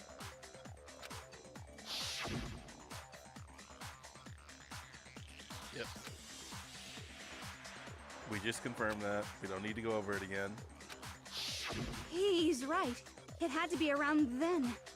So we can be totally sure the murder happened sometime between 10 at night and 9 in the morning.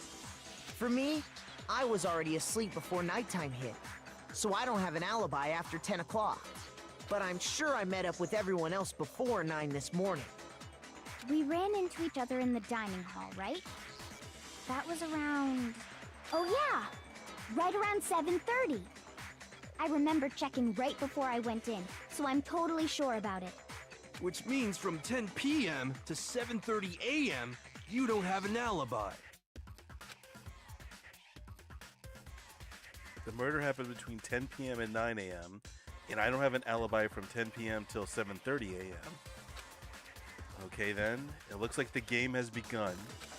If I can't provide an alibi for that period, then I just have to prove the murder didn't happen during that time I don't have an alibi.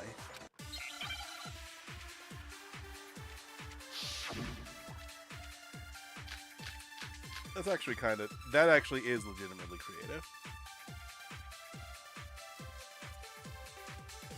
We've established a time frame for the murder. It took place somewhere between 10 o'clock at night and 9 o'clock in the morning. Yep, and Makoto doesn't have an alibi for most of that time.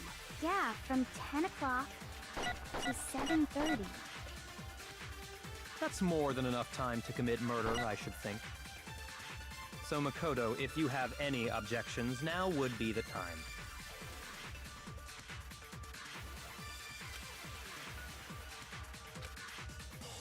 We've established a time frame for the murder. It took place somewhere between 10 and 9 o'clock. Yep.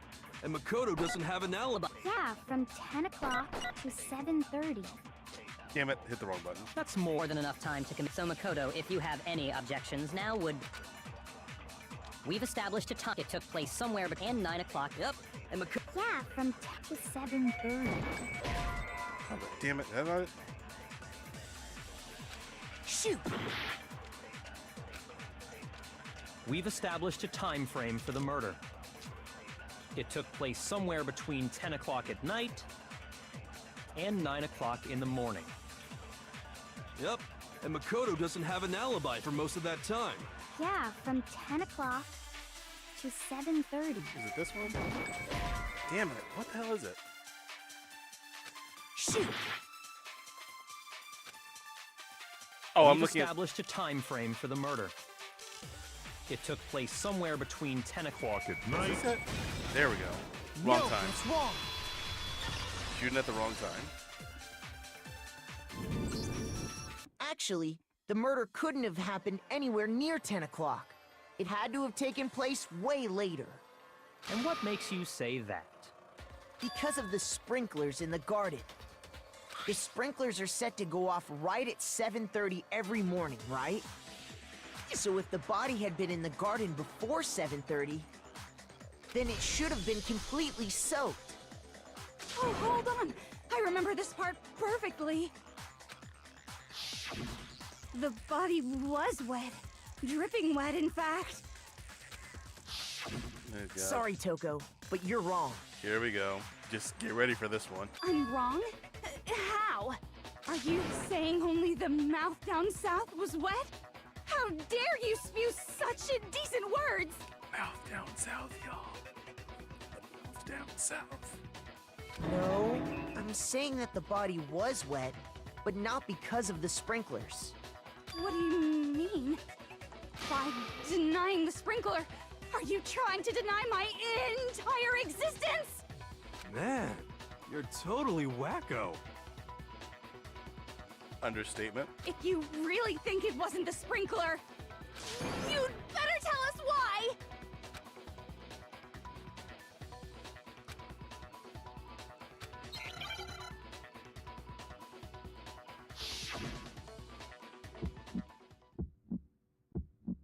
I admit nothing. No, no, no! That's enough! Are you trying to blame me? I admit nothing. No, no, no! That's enough! Are you trying to blame me? I admit nothing. I'm right about this. I admit nothing. No, no, no! That's enough! Are you trying to blame me? I admit nothing. No, no, no! That's enough! Are you trying to blame me? I admit nothing. I'm right about this. I admit nothing. No, no, no! That's enough! Are you trying to blame me? I admit nothing. No, no, no! That's enough! God, I really do not like this.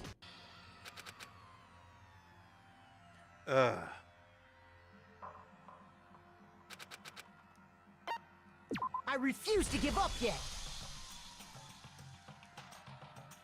God, I really do not like that minigame.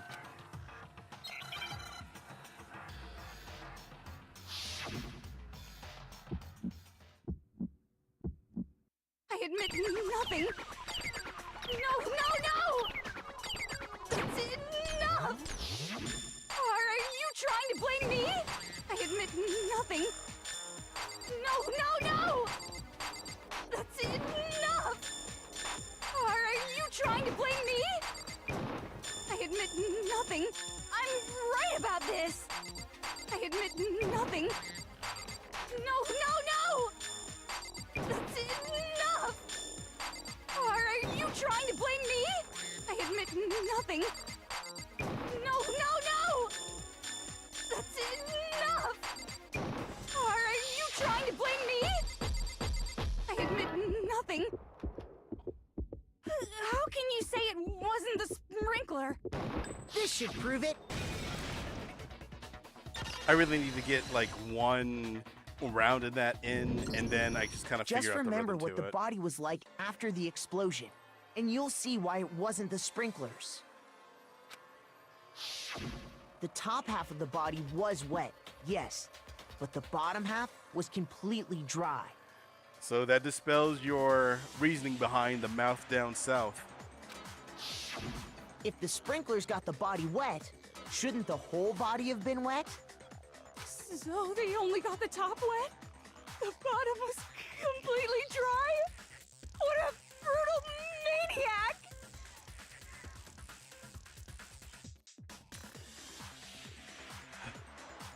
Yeah, I got nothing at this point. Just I'm so sick of her. there we go. That's enough. Let's just move on. The reason only the top half was wet was because I couldn't turn her on. I couldn't get the mouth down south while wet. the body was still on fire, I doused it with water. But only the part on fire, the top half.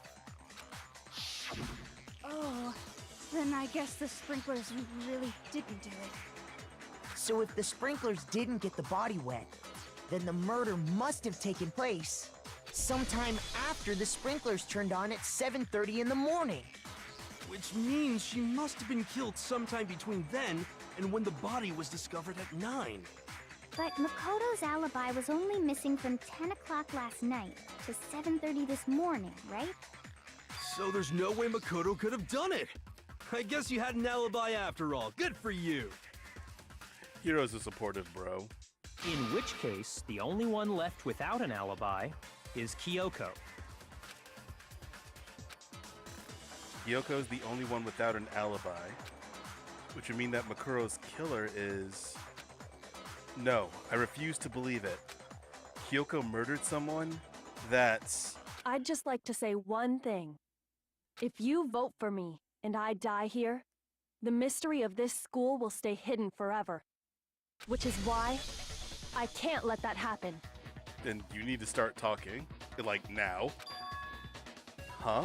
So are you saying you're not the culprit? Of course I'm not. I have no reason to kill anyone. This is a trap the mastermind has laid for us. A trap? We're this far into the game, and now you decide to blame me? I mean, Makoto's been pinpointing it on you since Jump, so I don't know what the fuck you're talking about. Stop wasting time! Stop wasting energy! You really think your little trick is gonna work? Shut up, you! You got it, boss! Shutting up now! Anyway, Kyoko, you actually did have a reason to kill her. Huh? She did? She thought Mukuro was the ultimate despair. In other words, the mastermind behind everything. So she killed her to try and put a stop to all this. Isn't that right, Kyoko? But you made one catastrophic mistake. Mukuro wasn't the mastermind at all. And as a result, we were forced into another trial, something I'm sure you weren't at all expecting. So, that was her motive? Why are you... He's jump... well, this would fall on deaf ears with you, but... If she had a motive and no alibi, well then, I think it's pretty clear Kyoko's gotta be the culprit. Speak up, girl. Goddamn. I'm not the only one without an alibi. Makoto's explanation is still insufficient. Oh, now this is... Okay. It's been a while, so I forgot how this unfolds. I know some bullshit goes down, but it's like, oh, this is cold right here. Huh? The sprinklers didn't get the body wet, but that doesn't mean the murder happened when he said it did. What are you... Because you see, there is a way the body could have avoided getting wet. Interesting. I'm listening. All it would take is covering the body with a certain something to keep it from getting wet.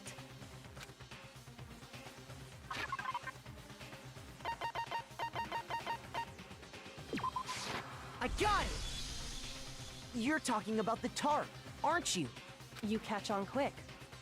You're right. All you'd have to do is cover the body with the tarp, and that'd take care of the water. In fact, that's exactly what the killer did. The dirt pattern on the tarp can attest to that. Only one side of the tarp got dirty, because that's the side that got covered in water. The side that faced down over the body, meanwhile, kept perfectly clean. This proves that the killer used the tarp to keep the body from getting soaked. But why would they go to all that effort just to keep the body from getting wet? Most likely so they could cloud the issue of when the murder actually took place. Yeah, this is... I know why she's doing it, and it kind of makes sense, but this is... That fact alone relies on too many other pieces that the killer... We've already seen a trial seen what happens in a trial when a killer tries to manipulate events that have so many moving parts that it winds up falling apart. Thank you, Celeste, for that example. So I don't know why she's not... Well, I know why she's not applying, but this is a desperate attempt to try and use that mechanism as a defense, and it's very, very not like her. In other words, to create an excuse exactly like the one Makoto just gave us. Why would Kyoko say that? Why would she want to make me look like the killer? No, I can't think about that right now. That tarp. If it was used the way Kyoko said, the tarp must have touched the body, right? But the body... Wait, something's not right. And what might that be? I can't worry about Kyoko's motivations. If I don't do something, everyone's gonna think I'm the killer. I have to refute what Kyoko said.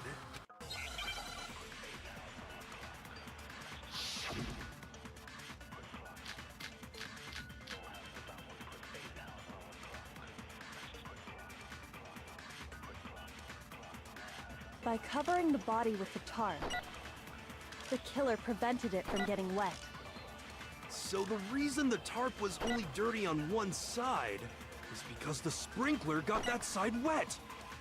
But the underside of the tarp, it was totally spotless, right? It's because that side was protected from the water. Since it was facing down toward the body, of course it didn't get dirty.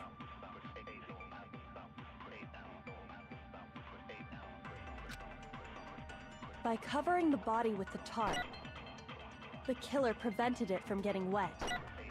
So the reason the tarp was only dirty on is because the spring... But the underside, it was totally... It's because that side was protected from the water. Since it was facing down toward the bottom, of course it didn't get dirty.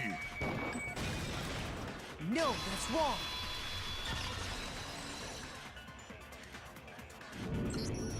Actually, one side being clean is pretty strange if you think about it.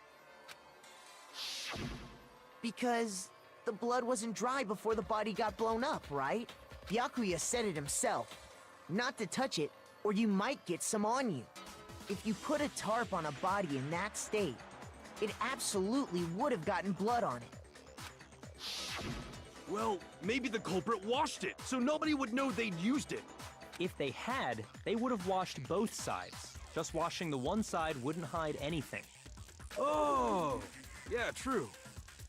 I'm not even gonna fault Hiro for that reasoning. That's logical. More than that, what if the very blood we saw on the body was meant as a kind of camouflage? Huh? The blood was camouflage? What if, after the killer used the tarp to avoid the sprinklers, they then covered the body in blood that didn't belong to the victim? You mean someone else's blood? Where would they get something like that? I know! They could have grabbed some of the blood packs from the nurse's office. That's what Hifumi did, right? When he pretended to be dead? No, that's not what happened this time. The killer got the blood from right there in the garden.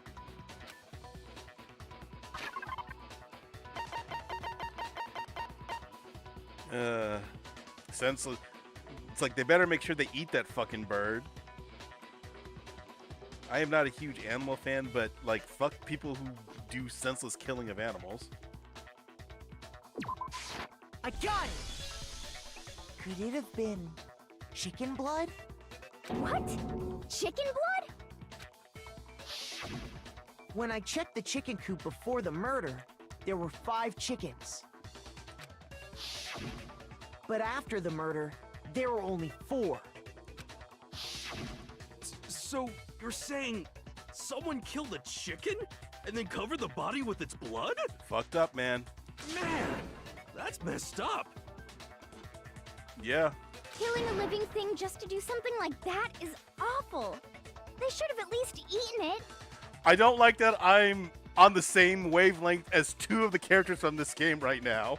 I wonder if the killer had to get the blood from the scene so they wouldn't be spotted walking around.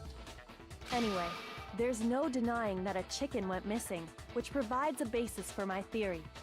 Perhaps, but even so, there's one thing that still doesn't make sense. You said the culprit used the tarp to avoid the water and then covered the body in blood, right? But if that's the case, then the blood should have soaked into the ground around the body.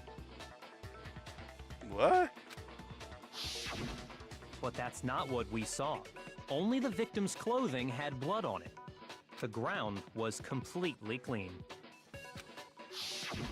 I have to agree, that certainly is strange. I guess if the knife went all the way through the body. Maybe they didn't apply the blood at the scene. Maybe they covered the coat in blood beforehand. They're spending too much time on this. They covered it beforehand? When you discovered the body, was it wearing the coat like you normally would? I think so. Wait, no. The head was through the neck hole, but the arms weren't in the sleeves. Then that settles it. Sorry, I'm having a tough time keeping up. What settles what? Here's what happened. The murder took place before the sprinklers went off. But the body didn't get wet because the killer covered it with the tarp. Then, later, at the same time the killer was gathering up the tarp, they pulled the coat over the body, the coat they'd already covered in blood. This series of cover-ups was meant to disguise the actual time the murder occurred. They wanted us to think the murder happened sometime after the sprinklers had gone off, at 7:30. If that's actually what took place, it certainly becomes possible that the murder happened earlier. But to pull all that off, wouldn't they have had to go back to the garden after the sprinklers turned off? That actually wouldn't have been all that difficult. Huh? They already had the coat ready, so they just had to grab the tarp and pull the coat over the body. They'd be done in no time. Maybe, but still. Hina, after you met up with Makoto in the dining hall, did you two stay together from that point on? Oh no. I headed off to the gym, and Makoto didn't show up till later. Then he had plenty of time to spare, wouldn't you say? Jesus. Like I said, this is some cold-blooded shit. That's not... Don't bother saying it's not possible. I must admit, Kyoko's reasoning is sound. Makoto's alibi is inadequate. And the suspicion falls back on me again. But why? Why is Kyoko trying to entrap me? I don't understand.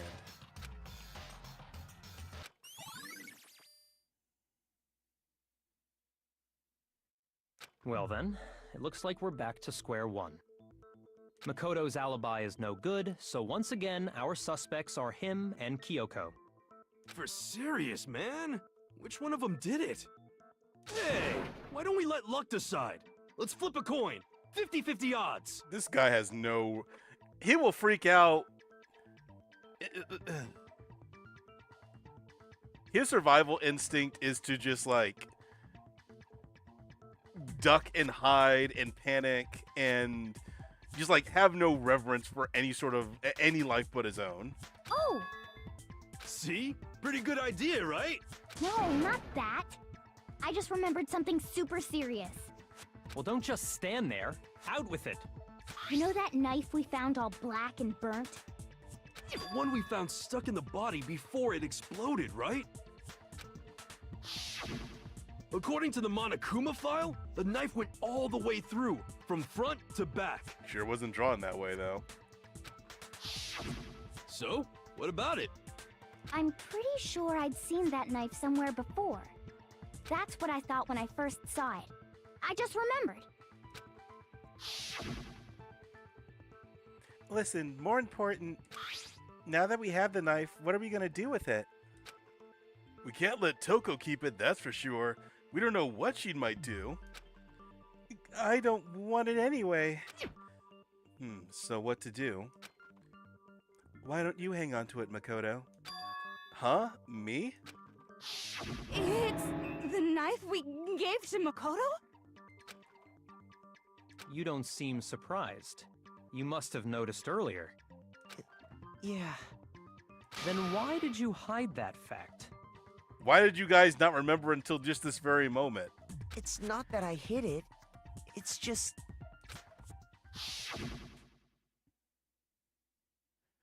I couldn't be sure of what actually happened last night.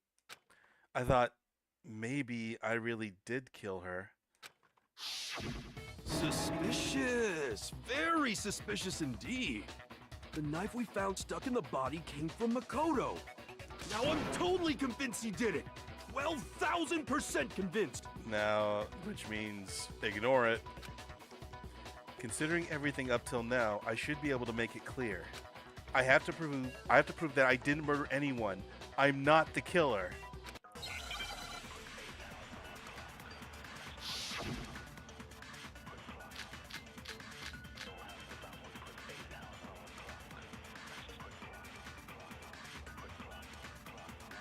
The knife we found lodged in the dead body. It's the same one we gave to Makoto. It really is, isn't it? I was afraid of that. If he did have that knife before, then that seals it. Makoto did it! Just because I had the knife once, that automatically makes me the killer? Well, getting stabbed is what killed her, right? So there's no question. You took that knife of yours and killed her with it. What a horrible man you are, Makoto.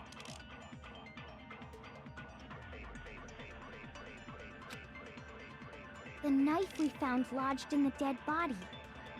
It's the same one we gave to Makoto. It really is, I think I have to isn't it? absorb something here. I was afraid of that. If he did have that knife before, then that seals it. Makoto did it! Just because I had the knife once, that automatically makes me the killer? Well, getting stabbed is what killed her, right? So there's no question. Damn it. You took that knife of yours and killed her with it.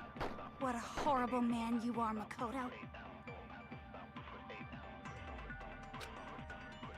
The knife we found lodged in the dead body. It's the same one we gave to Makoto. It really is, isn't it? I was afraid of that. If he did have that knife before, then that seals it. Makoto did it! Just because I had the knife once, that automatically makes me the killer? Well, getting stabbed is what killed her, right? So there's no question. You took that knife of yours and killed her with it. What a Yeah, because I know what they're alluding to, but I don't have I don't think they've given me the evidence bullet to refute that. So I gotta find out exactly what happened here.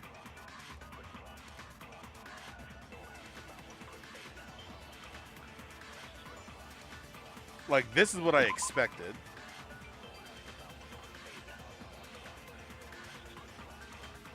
Struck with an object, yeah.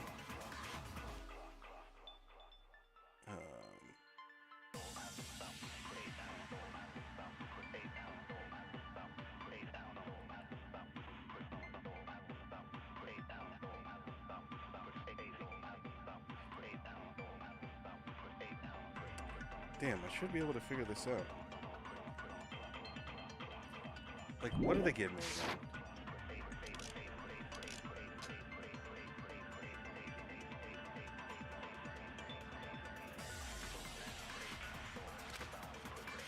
again?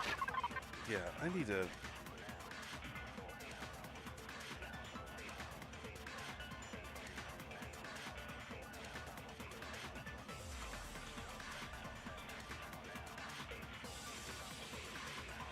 Because I swear, I don't know.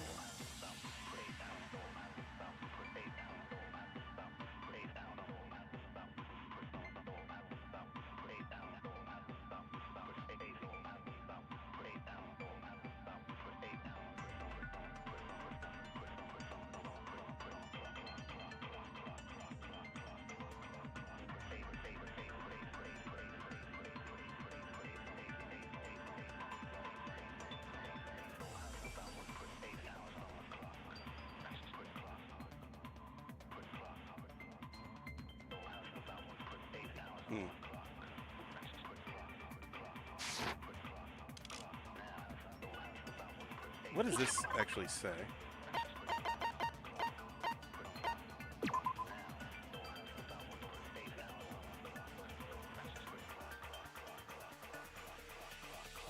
Oh, yeah. Okay, yeah, this makes sense.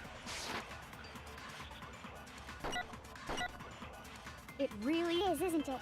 If he did have that, that seals it. Just because I have that automatic... Well, getting stabbed is what... No, that's wrong. It's going to be explained in a weird way, but I get what they're alluding to now. Wait, hold on.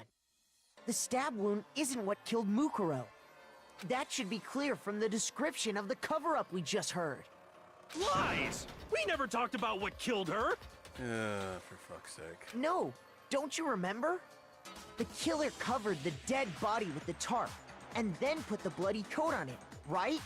In other words, the victim never wore that blood-stained coat until after they were dead. Okay, fine. So what? So, when we discovered the body, the knife had been thrust through the coat along with the body.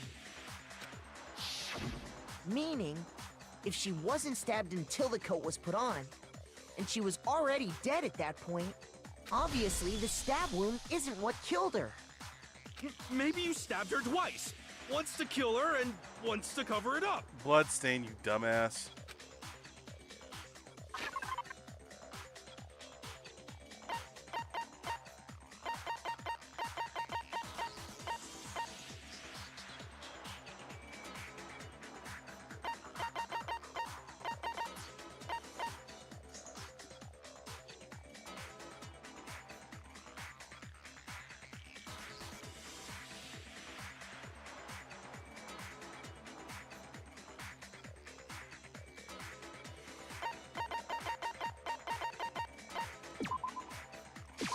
I got it! The Monokuma file clearly states that there was only one stab wound. Oh yeah, it sure did. I totally forgot about that. Then the knife... was just another piece of camouflage set up by the true killer. They probably stabbed her to draw attention away from what actually killed her. Exploding the body afterward was probably meant to do the same thing. The explosion severely damaged the body, making it impossible to know what really killed her. I still don't well, I do understand, but it still makes no sense that Monokuma would give a file depicting some of the other damage that she may have took. It was all the killer's attempt to destroy all evidence of their crime. So they wanted us to notice the stab wound and then detonated the body afterward. They meant for us to latch onto the knife as the cause of death, then destroy any evidence proving otherwise. Oh, hey, I have a question. It kinda goes back to the beginning, but what's the deal with that explosion anyway? Why'd the body just blow up all of a sudden like that? If you bothered to put that lump of gray matter between your ears to use, you'd know the answer. Well, if you're so smart, just tell me. I'll tell you. I bet some unknown quantum particle caused an atomic level spontaneous combustion! This game is so goddamn long. I might be dumb, but even I'm not dumb enough to believe that. Go ahead, Makoto. Tell her or we won't make any headway on this. Byakuya deflecting it over because he's a dumbass too.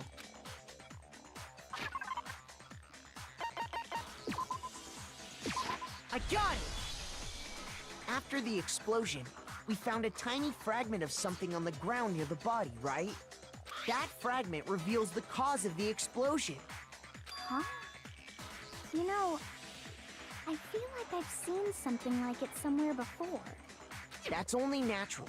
Because, of course, we saw the same thing when we dismantled Monokuma. It's part of a bomb.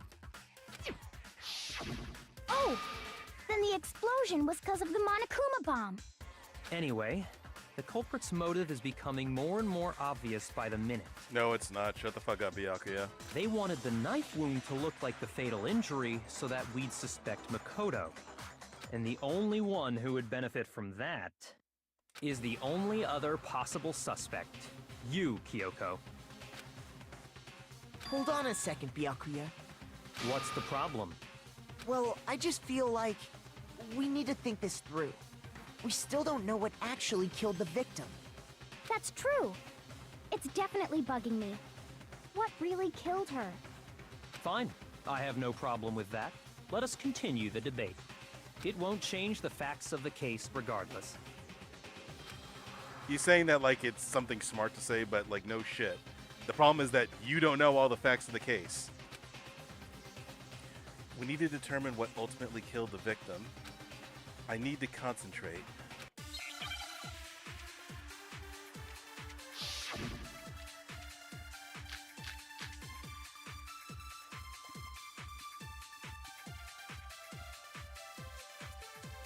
Then, shall we continue the debate? The victim's fatal injury has yet to be determined, correct? The explosion didn't kill her for sure. I guess. Well, yeah. She was already totally dead when that happened. And it wasn't because of the knife, right? Then there's only one other thing. Oh yeah. According to the Monokuma file, that's gotta be it. There was evidence that showed she was hit on the back of her head. And more than that, the victim had suffered countless wounds across her entire body. Then, shall we continue the debate? The victim's fatal injury has... The explosion didn't kill her for sure. Well, yeah. And it wasn't then... Oh yeah. That's gotta be it. There was evidence that showed she was hit on the back of her head. And more than that, I don't even know why this is a nonstop the victim debate had suffered thing. countless wounds across her Entire body. Like, it doesn't have to be like this. They fix this in 2, where you can actually consent to somebody proposing something.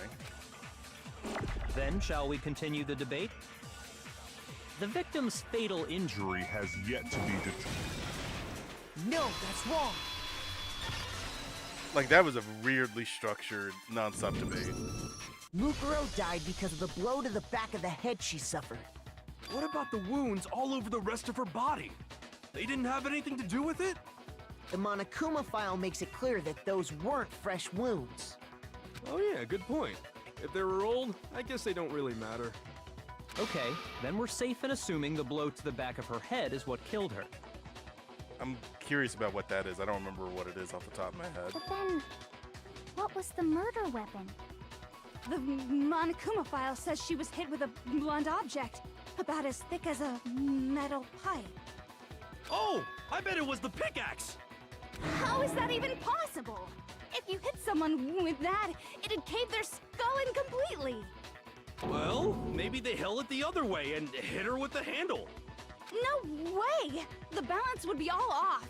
You wouldn't be able to swing it with any kind of power. It's weird that she's coming to those conclusions, which are very, very smart, but she usually doesn't come up with anything that useful, like that, that requires any sort of like thought process put into it. I wouldn't mind testing it on you if you want. No thanks. I bet you just hit me with the metal end and call it an accident. I'd love to scoop out that nasty brain of yours, throw it on the ground and spit on it. Get this woman some fucking therapy. I feel the same way. Looks like we're on the same page this time. Fucking Japan, man. I just can't. Seriously? We want to figure out what killed her, right? It just so happens we already know. We already know? I knew we could count on you, Master. So what was it? Go ahead and tell them, Makoto. Surely you've deduced the real murder weapon? You don't know anything about anything, Byakuya.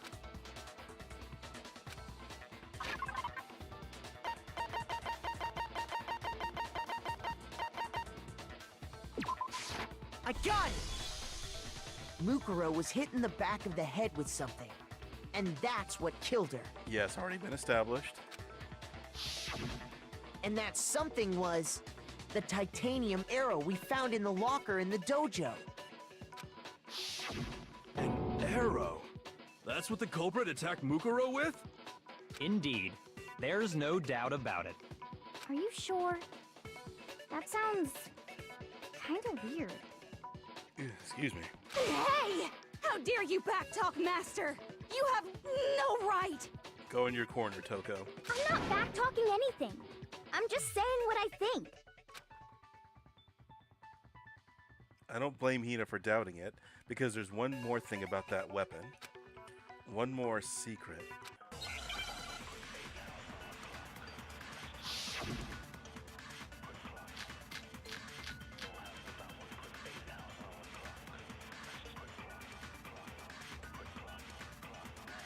The titanium arrow. It was in the dojo locker, right? I have no doubt that was the murder weapon. Are you sure? You don't sound convinced. What's the problem? Well, 'cause in the Monokuma file, it said the weapon must have been about as thick as a metal pipe, right? It seems like an arrow would just be too thin. Talking back to Master! You have no right! Go in your doghouse, Toko.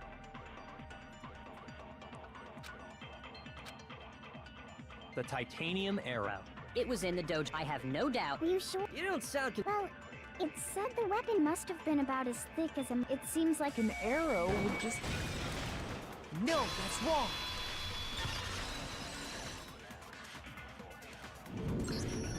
You're right. Just the one arrow would have been too weak. That's why the killer used another weapon. Another weapon? Inside the dojo locker, we also found a balled-up wad of duct tape. I'm curious what this was actually used for. The killer probably used this duct tape to bind multiple arrows together. Unless they just used the chicken blood on that too. Bundling them together using the duct tape would easily create a single weapon as thick as a pipe. And that's exactly what the killer did. It's similar to Aesop's fable about the bundle of sticks. One stick is weak, but put them together, and they become strong. It's meant to teach cooperation. She sounds so different when she's not stuttering and knows what she's talking about. Damn, that's harsh. How is it harsh? Are you even listening? Anyway, that explains the murder weapon. As for who the culprit is that stashed the weapon in the dojo locker, it was you, Kyoko. I've never been to the dojo. Oh no, you absolutely have. That was a Hail Mary lie right How there. can you say that with such confidence? Because we have proof, of course. Don't we, Makoto?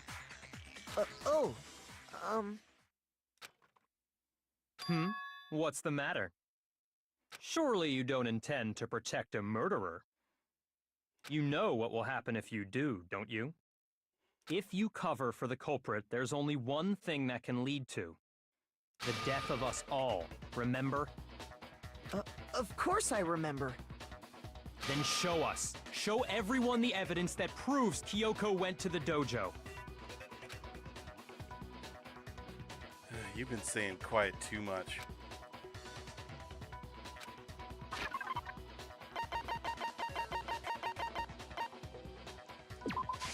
I got it! The one thing that proves Kyoko was in the dojo is... right here. The key to the dojo locker. And how does that prove anything? Because I found it in your room. It was... in my room? Don't bother trying to play dumb. That key is just the final piece of the puzzle. Your non-existent alibi, your clear motive, your attempts to frame Makoto for the crime. The motive is not clear. This all proves that you are the true culprit. You can't explain this away, so just give up. Hold on a second. Not this again. You really are dead set on defending her, aren't you? No, it's not that I want to defend her. It's just... there's one more thing I need to ask her. Kyoko, I want you to tell me something. Last night, you were in my room, weren't you? Why? What were you doing there? That's what I need to know. I was just protecting you. What? She was protecting me? Then does that mean she likes you too? Possibly, but probably not. Not yet. Okay, haven't seen this in a little bit. Still too many times, though. She knew I was being attacked. And she came to my rescue. Could that be when... which would mean that Kyoko... she killed someone for me? That's enough. The time for idle chatter is over. A verdict is close at hand. Wait. I'm warning you. Don't make this mistake. I'm not the killer. I knew you were stubborn, but this is just getting ridiculous. Really? But you should know better than anyone I didn't do it. Can you tell me I'm wrong? I should know. What? Byakuya should know better than anyone? What does that mean?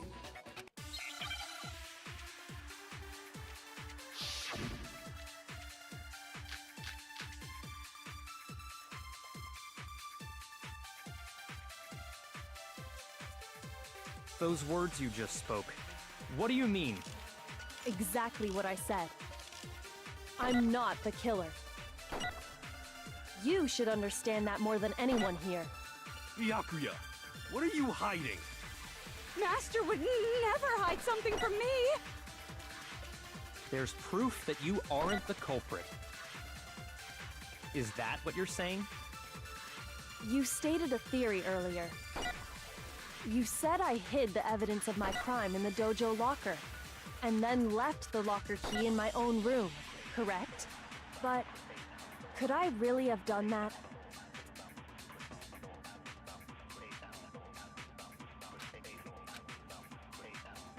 Oh no, Byakuya's account is just where everybody was. Where is it? Yep. Those words you just spoke. Exactly. I'm not, but you should understand. Byakuya! Master would never. There's proof that you... Is that what you're... You stated you said I hid and then Left the locker key in my own room, but could I really have done that?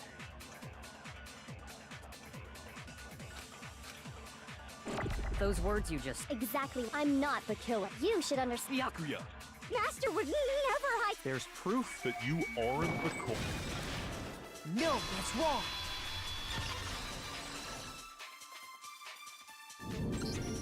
If I'm right, Kyoko wouldn't have been able to get into her room. Huh? Why not? Because she had given her room key to Byakuya. I see. So that's what you meant. And if I had the key to your room... Then obviously I had no way of getting in. Without my room key, I couldn't have possibly put the locker key in there myself. Am I wrong? It would appear not. Then you're finally starting to understand. I've been thinking about this, and I don't know. It kind of just wastes time because we're gonna get to the one actual decision that kind of affects something, but not really. And I was thinking, it's like, do I want to go ahead and do it, or do I not want to? And I kind of don't want to, just because it wastes time, and it's just gonna loop us back to make the actual decision that proceeds to the actual ending again. So I don't think I'm gonna do it. I've been thinking about it. I don't think I'm gonna do it. No, that's not actually true. There was a clear contradiction in what Kyoko just told us. An obvious lie. But this just isn't like her. To try and save herself with such a desperate lie? Does she really feel that threatened? Because she's the killer? Or is it something else? Was there some deeper meaning hidden in what Kyoko said earlier? If you vote for me and I die here, the mystery of this school will stay hidden forever. Which is why I can't let that happen. This is a trap the Mastermind has laid for us. The Mastermind's trap.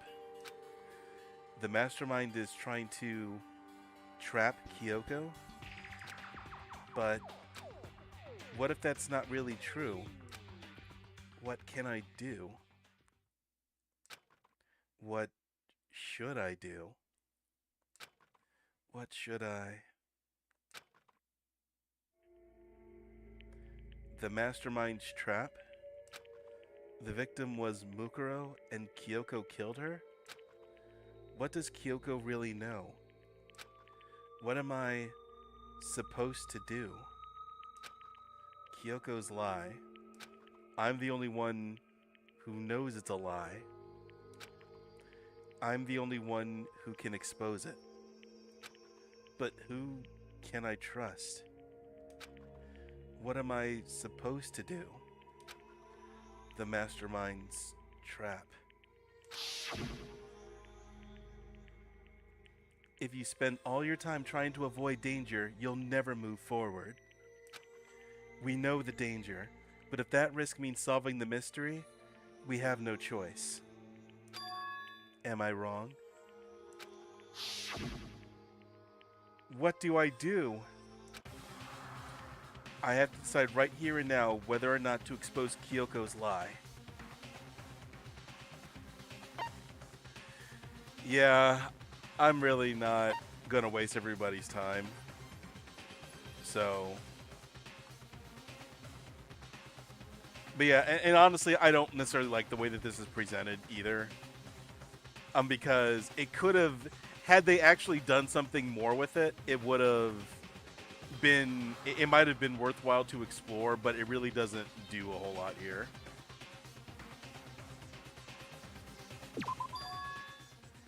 I've made my decision. I have to believe in Kyoko. There's no way she would kill someone. There has to be some secret here, something that has to do with the Mastermind's trap that Kyoko mentioned. Well, does no one have a rebuttal? Have you decided to accept her assertion as fact? I see. So you still refuse to accept it. I suppose we have to admit that Kyoko didn't put the locker key in her room, that it was someone else. But who else could it have been? I mean, Byakuya had a room key, right? I would have loved for it to be him, but no. Life is not that kind. You! What are you trying to imply? But of course I have an alibi. From nighttime on, I was with you guys the entire time. I couldn't possibly have killed anyone, or put the key in Kyoko's room. Well, someone had to put the key in there. There's only one other possibility I can think of. Someone could have had the key on them, then once they arrived at the scene, pretended to find it there. It was sitting there on the fucking table, though. Like, you had...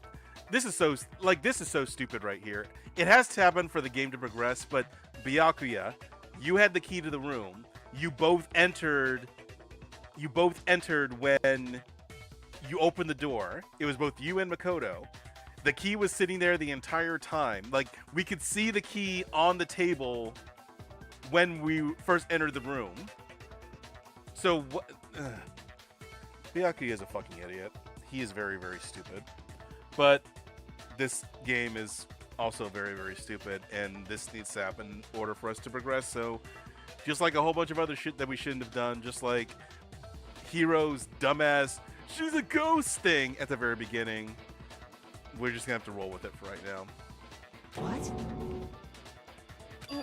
It had to be Makoto, right? I don't see any other option. Wait a second.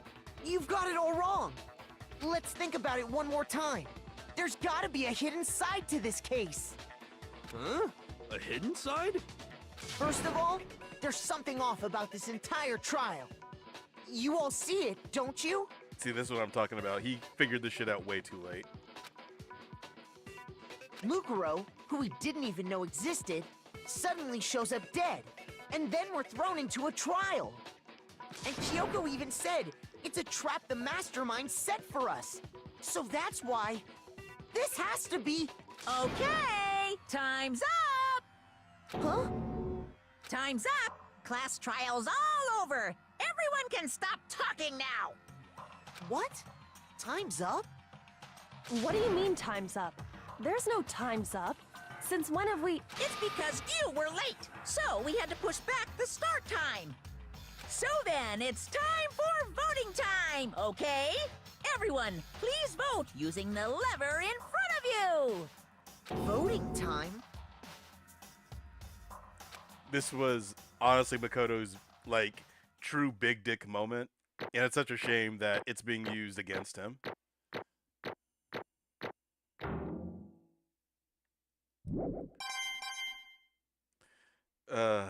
This is so messy. Now, who will be chosen as the Blackened? Will you make the right choice or the dreadfully wrong one? Hey, hold on! What's it gonna be? What's it gonna be?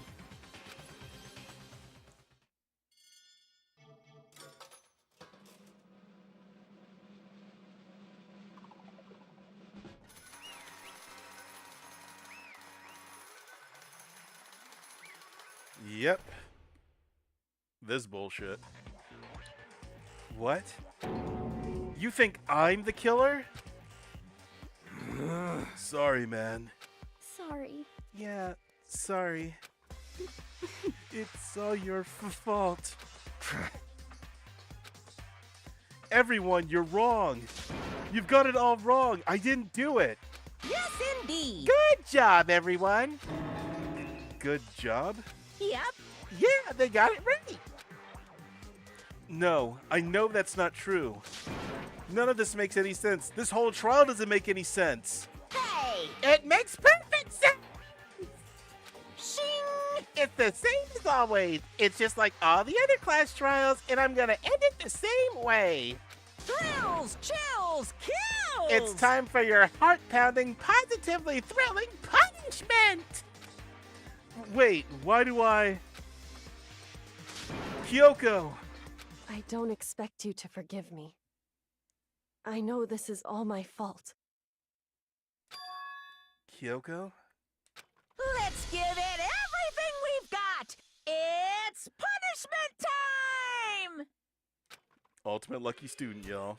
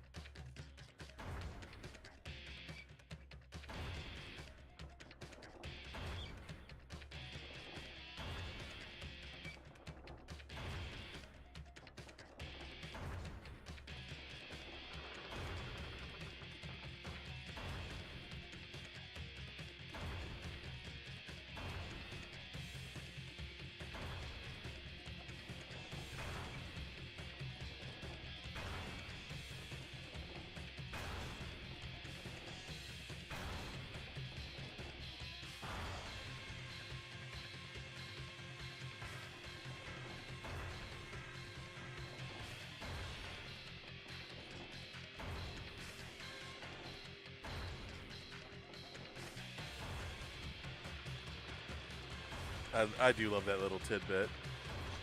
Monica was basically just saying you're fucked through a lesson about reproduction. Like, this is very well done. Like, being able to hear that crushing and while being facing away from, just knowing that it's getting closer and closer. That's a good way of like really instilling dread in somebody. But yo, our boy Alter Ego.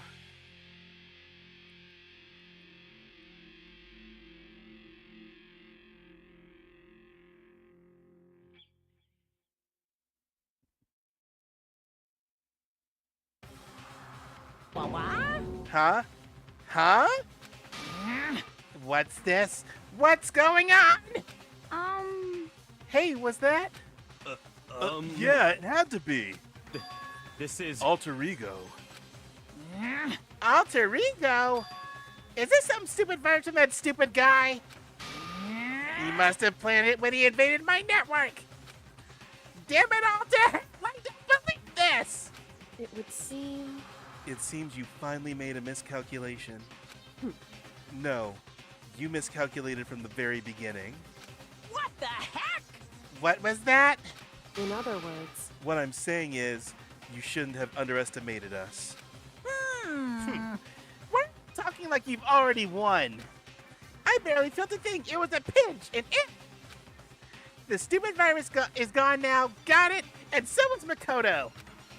Maybe I didn't get to smash him flat, but you're never gonna see him again. To waste away in a garbage-strewn pit in a way that's an even better special punishment.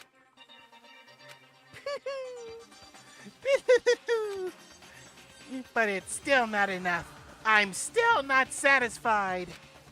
I'm still gonna bring despair to the rest of you. Bring despair to the entire world.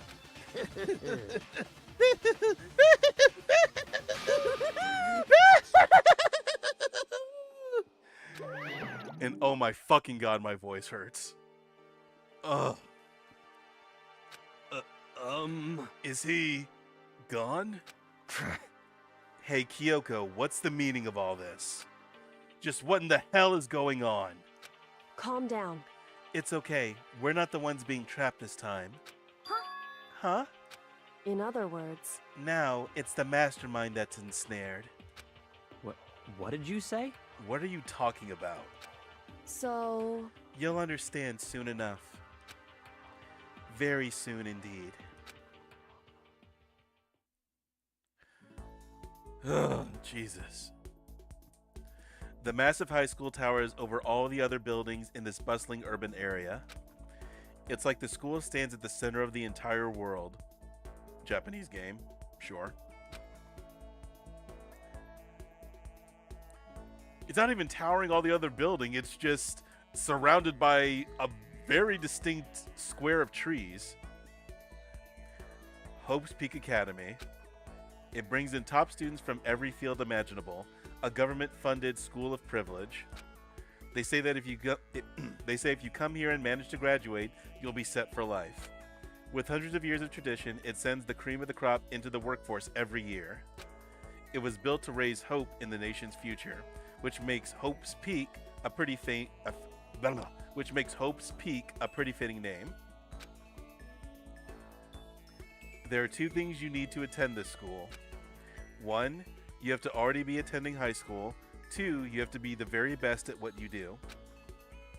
No ordinary student could enroll here. The only way in is if you're scouted by the school itself.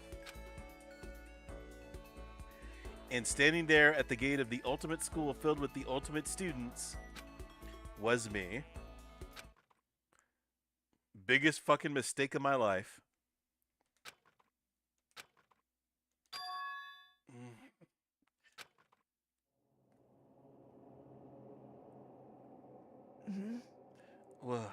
What?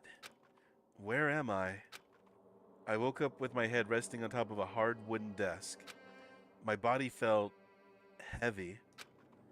It wouldn't be weird for me to zonk off in the middle of some boring class or whatever, but what was I doing asleep here just now? It wasn't any classroom I'd ever been in before. What the heck is going on?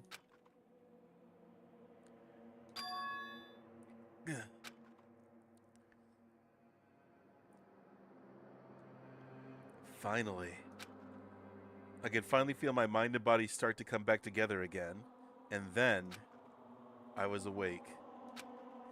Or was this just another dream? Bohemian Rhapsody reference. A dream inside a hopeless nightmare? No, this isn't a dream. I could tell because the stench invading my nostrils was too powerful for a dream. What an awful smell. I was in a vast, dark cavern with the barest hint of light seeping in. Trash was piled high all across the area. This must be some kind of underground garbage pit. A heck of a situation to find myself in. But that was just the beginning of my problems. Was I going to be stuck in there until I wasted away and died? No, I can't let that happen. Not after what my good friend went through to save me. What? Oh, I remembered all too well what had happened. Oh, I was like, was he talking about Kyoko? It's like alter ego saved me. And he used up the last little bit of his strength to do it. So I can't give up now. For myself and for my friend. And with that, my pursuit of survival began. First up was to start looking for a way out of here. Or out of there. Why is he talking about this? I mean, he narrates this like...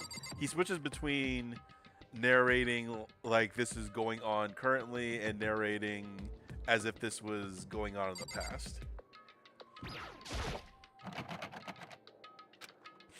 It's locked.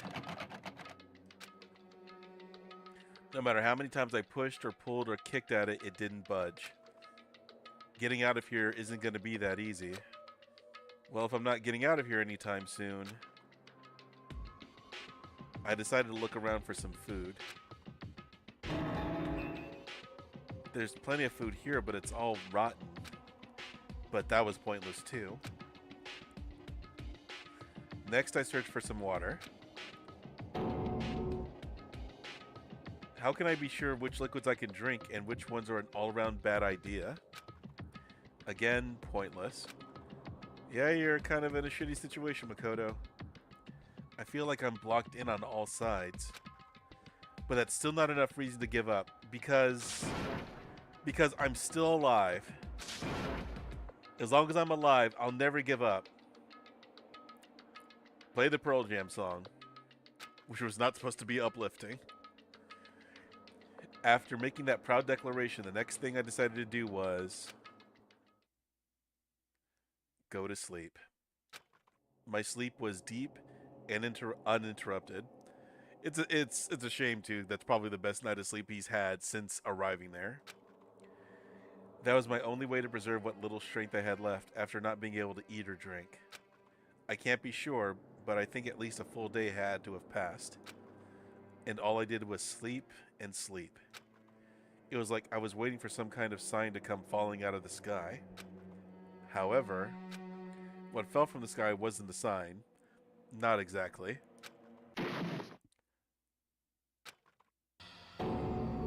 What the?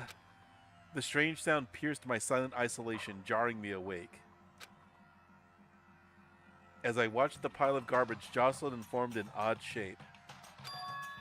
Did something fall down over there? Something fell up from up above. What could it have been? Did a giant piece of trash just fall down here? I carefully stretched my hand out toward whatever it was that had tumbled down here with me. Just a second. A giant piece of trash? Rude. Before she even emerged from the pile of garbage, I knew who it was. It smells awful. That is a lot of people play this up, but this is a very endearing image of her. Kyoko. Indeed. You look like you're doing better than I expected. What are you doing here? So... Isn't it obvious? I'm here to help you. I'm glad to hear that, Kyoko. You've got a bit of garbage in your hair.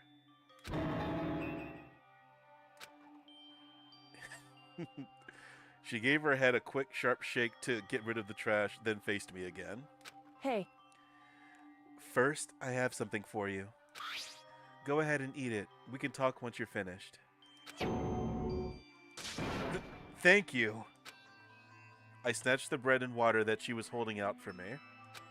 Within seconds, it was in my mouth and making its way toward my stomach. Phew, that really hit the spot. Now I've got all the energy I need to keep going.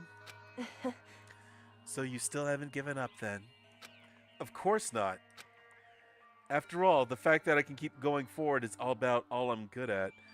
I mean, you've supposedly been surrounded by the best students out there, and you've kind of been integral to keeping all of them alive, except for the ones who were either murdered or were the murderers.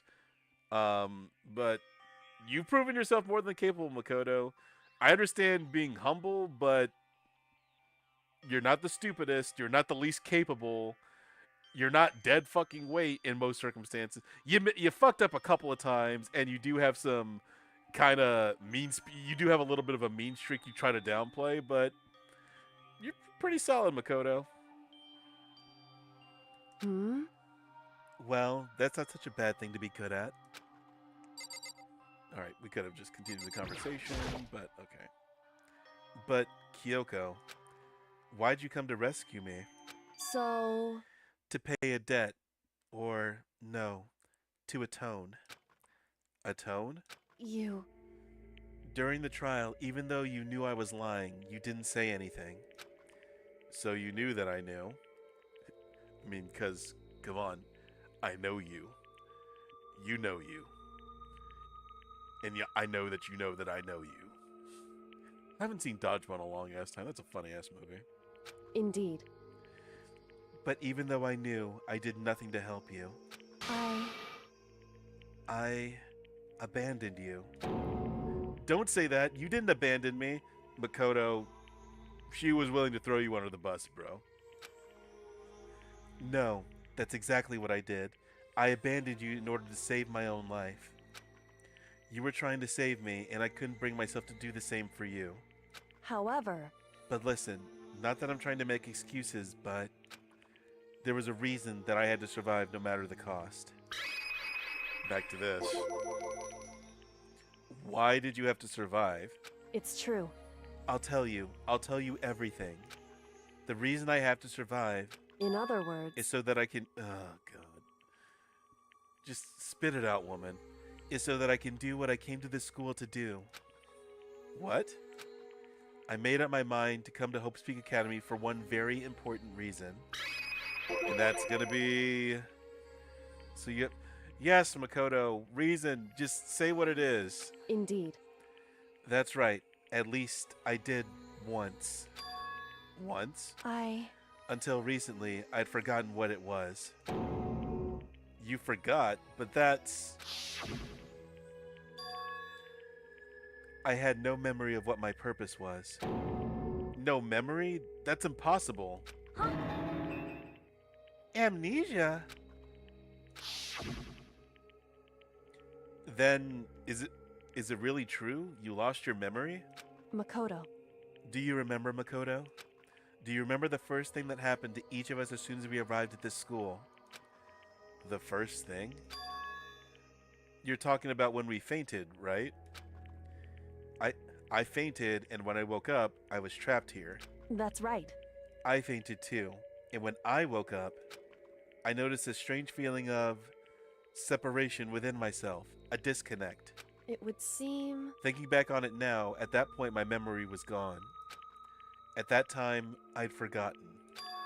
I couldn't remember why I'd come to the school, and I couldn't remember what my ultimate ability was. But what would make you forget all that? Hey. Strange, isn't it? It's hard to imagine it happened by chance. It seems much too convenient. Are you saying you think you lost your memory because... Indeed. I don't think. I'm positive it was the work of the mastermind. They stole my memory. But why would they want to do that? There's only one reason I can come up with. Because of my purpose and my ability. Somehow they would interfere with the mastermind's plans. But I honestly don't understand.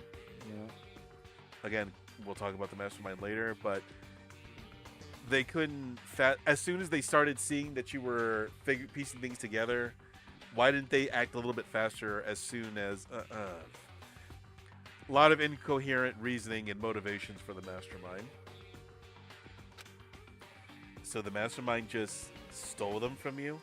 However, And it could also mean somehow my memories may be connected to the mystery of this school and the mastermind, which is why I have to get them back. That's why I've been investigating things by myself this whole time. But if what you say is true, why didn't you ask the rest of us to help you? why is that? If I did that and we all worked as one, the mastermind would have noticed right away. Plus, there's always the chance that the mastermind is actually one of us. What? Correct. Well, don't make too big a deal of it. It's just a possibility. But since it is a possibility, we can't ignore it, right? The mastermind, one of us. If she believed that, then of course she couldn't trust anyone around her. In which case, it only makes sense that she would look into her missing memory by herself. However, That being said, there was a limit to what I could do by myself, which is why I asked you to help me. But why me? Because among everyone, you were the least likely to be the mastermind. That was just intuition, but goddamn, you're so plain and average that I guess I was right. Which is something they kind of turn on its head in one of the more well-known Danganronpa fan projects. I think it was Danganronpa Another. I see. Your intuition was right, though. There's no way an ordinary kid like me could have been the mastermind. I understand. I should understand everything. My goal isn't to get out of here. It's to stay here. Ugh. It's just like the dream I had before, but why did that just happen? listen. Are you okay? Oh, yeah, it's nothing. It is nothing, right? Hey, Even now, I still trust you, you know. It's just, I'm not used to relying on others. correct. I know I never asked I know I never asked you for help the right way, so I understand if you're not convinced. Honestly, I was convinced.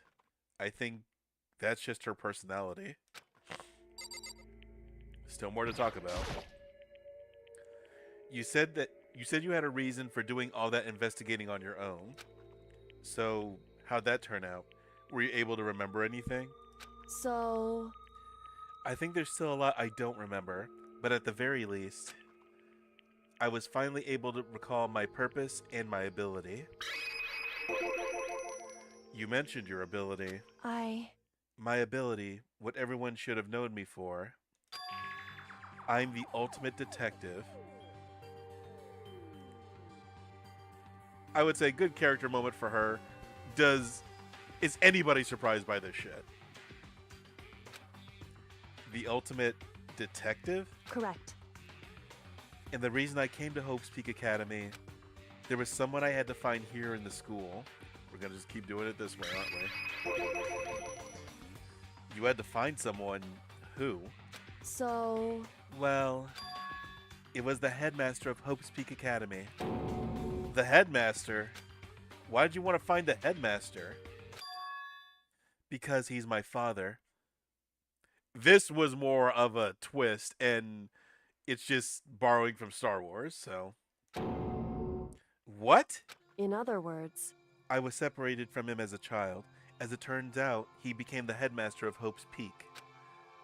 Kyoko's dad is Hope's Peak's headmaster? Ugh, that's a mouthful. Then that explains when Alter Ego told us how he thought the headmaster was involved. I'll find a way. Huh? Huh? No matter what it takes, I will find the headmaster. no matter what? No matter the cost. So, Kyoko, what's going on? My memory hadn't come back at that point, but when he said that, I felt strange. It makes perfect sense now, of course, since my whole purpose for coming here was to find him. That makes sense. However, But listen, Makoto, I want to make this perfectly clear so there's no misunderstanding. I said the headmaster wasn't the mastermind, but I didn't say that to protect him. I only said what I felt based on what I'd seen when I snuck into the headmaster's room. Then, what did you see in there? so Jesus, we're still going. The room had been ransacked. The shelves were a mess. The desk drawers dumped on the floor. The only conclusion is that someone who didn't know where anything was had been in there. You mean the mastermind, right? it's true. That was my assumption, yes. And to confirm my suspicion, I decided to investigate the second floor of the dorms using the key I'd found. But why there? Because I also found this in the headmaster's room. Is this some kind of map? Indeed. It's a layout of the entirety of Hope's Peak Academy. I found it in the headmaster's room along with Mukuro's profile in that key. The map showed that the second floor was home to a number of rooms meant for faculty use. Some of the staff must have had to stay overnight from time to time, and I figured the headmaster would have some kind of private room there. I assumed that if that were true, that room would likely hold more clues, so I went to check, Correct. and that's when I finally remembered. I remember that my purpose was to find the owner of that room. So you went in there to see if the headmaster really did have a private room there. However, But once I got there, I noticed that the second floor of the dorms didn't have any cameras or monitors. So what was it like? That part of the school, I mean. It's hard to describe. All I can say is, the moment I saw it, I realized whatever's going on in the school is more horrific than we ever imagined. What do you mean? so I can't explain it. You need to see it for yourself, and I'm sure you'll get your chance soon enough. It sounds like it must be important. Again, remember what I said about them wanting to build shit up for a twist? But now is not quite the right time, so we gotta wait till the story is ready to reveal that to us. And really ominous. More talking! however, Which is why I had no idea what was going on in the rest of the building. It has to do with Mukuro Ikasaba, doesn't it? however, Just to be perfectly clear, I didn't kill her. And I know it wasn't you either. I know you're right, but that just means everyone but you and me had an alibi, so then who did kill her? anyway, What I can say for sure is that the mastermind is directly involved. To begin with, the point of the class trial of Mukuro Ikasaba was to get me killed. Get you killed? indeed. I stole that key and disappeared, and in retaliation they wanted to draw me out and eliminate me. Correct. That was the point of the class trial. It was? The mastermind knew they couldn't interfere directly. You mean because of the school regulations? That's right. Exactly.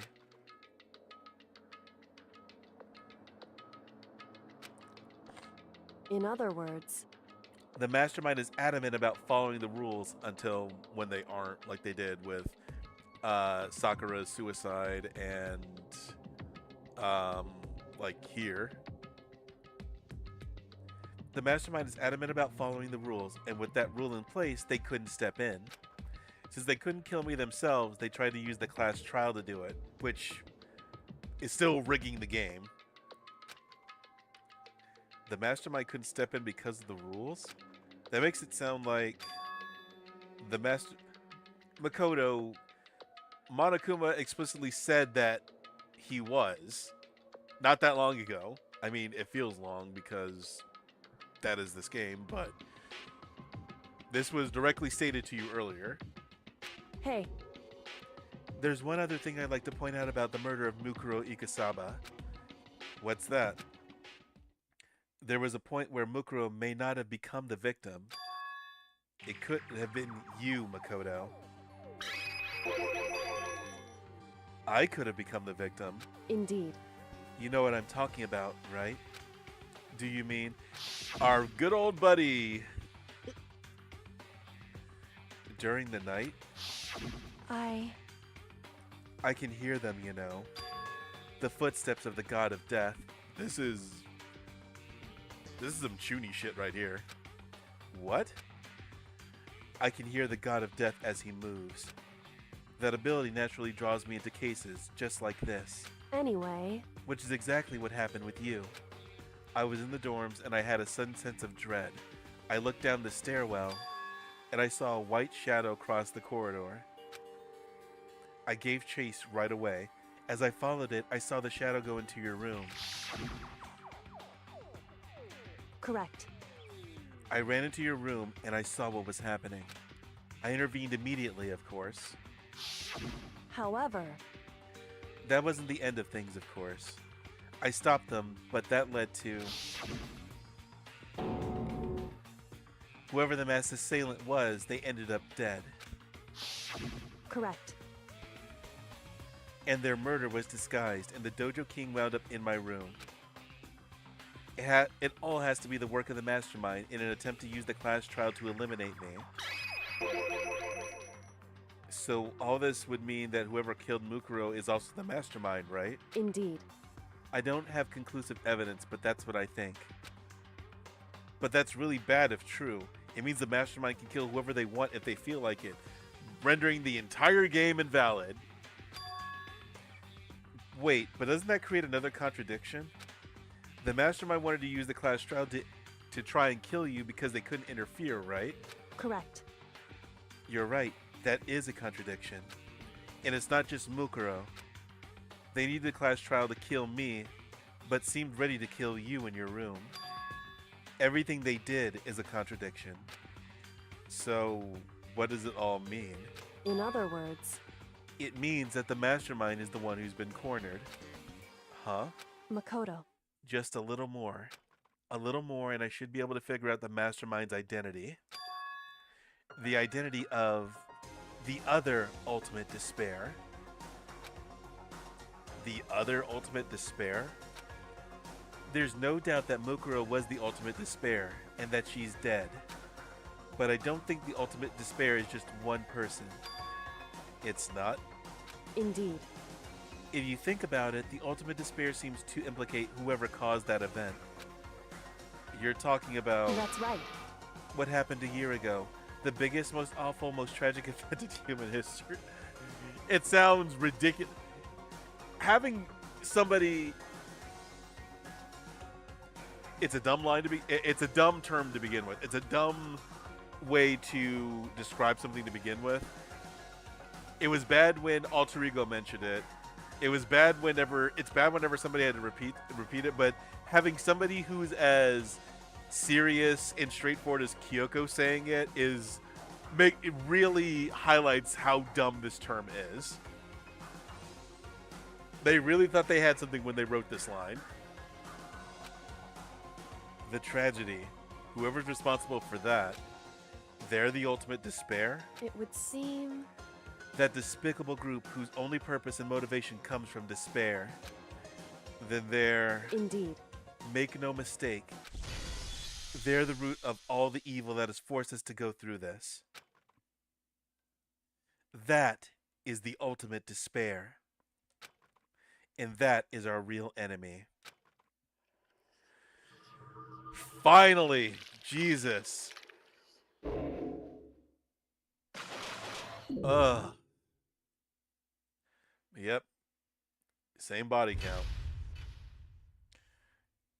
Do I get the killer's mask? Oh no, the rocket from the beginning of the game. Oh, Jesus. We are finally done with Chapter 5. I am so happy. I am so happy. We're done with Chapter 5.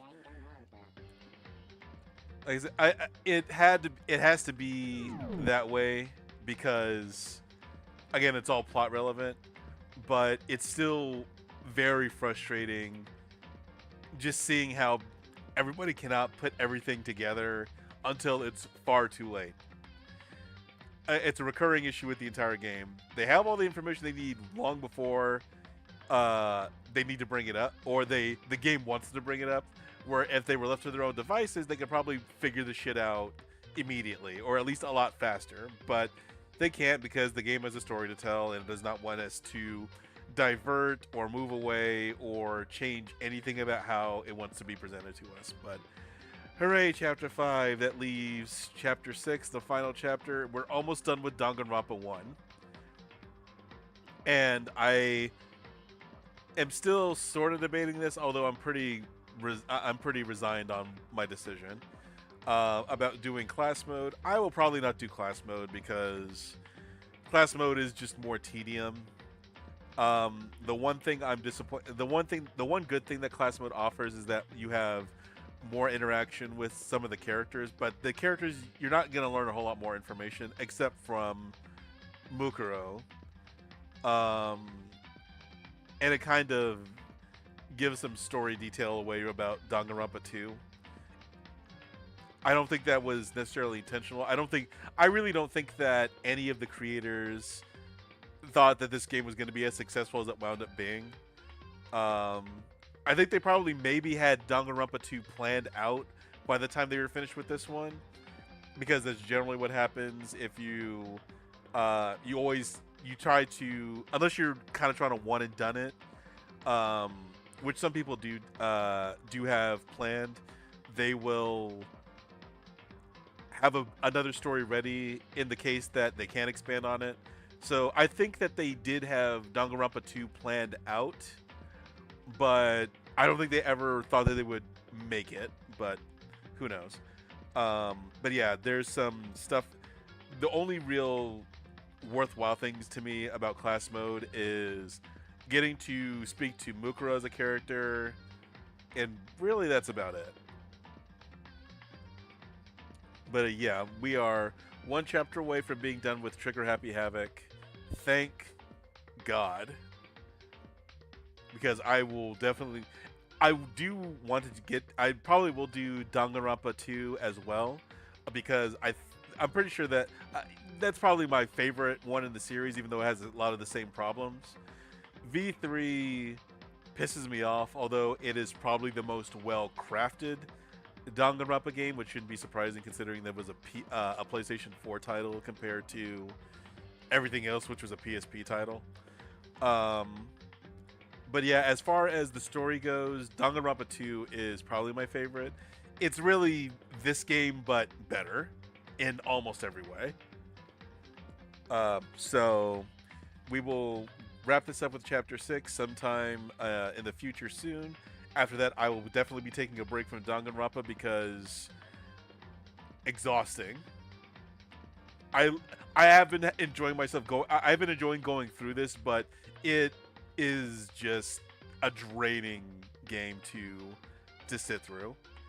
But for right now, thank you to everybody who stopped by, left a comment, left a like, subscribed and all that. I appreciate you. I know that this is not necessarily what I would call a streamable game in the traditional sense. It's really not. There's not a whole lot of. You really can't have a lot of participation in this game because, one, the game doesn't really allow a whole lot of interactivity, and secondly, it's a visual novel. Like, what can you do about a visual novel that you haven't already been through? Again, I'm doing this myself because I've been through this game so many times already and experienced its story so many times that I just want to kind of just give it shit and talk about it. But when we move on to something else, it's probably going to be excuse me, it's going to be something a little bit more interactive and exciting, because this game talks way too goddamn much. I get tired of how much this game talks with nothing to really come of it. So yeah, it'll probably be something else. I've been thinking about this as well since I did the Wario Land 4 streams initially, because the first time I did it, it was just I was really having a bad day, and it's like, you know what, I'm just gonna stream this because it was announced, it came out, It was the first game I had for the Game Boy Advance, and I wanted to go through it again. But yeah, so it'll definitely, the streams will probably be more frequent, just less announced if I do them. I'll probably have one game that I'm playing that's going to be bigger and more kind of a little bit more that I want to focus on, but there'll probably going to be a lot more impromptu streams in the future. So just keep an eye out for those. Might be something that you enjoy. But for right now, again, thanks for watching. We're going to wrap this up sometime soon. You guys have a good weekend. Take it easy for right now, and I'll see you next time. Peace. And it wasn't a ghost.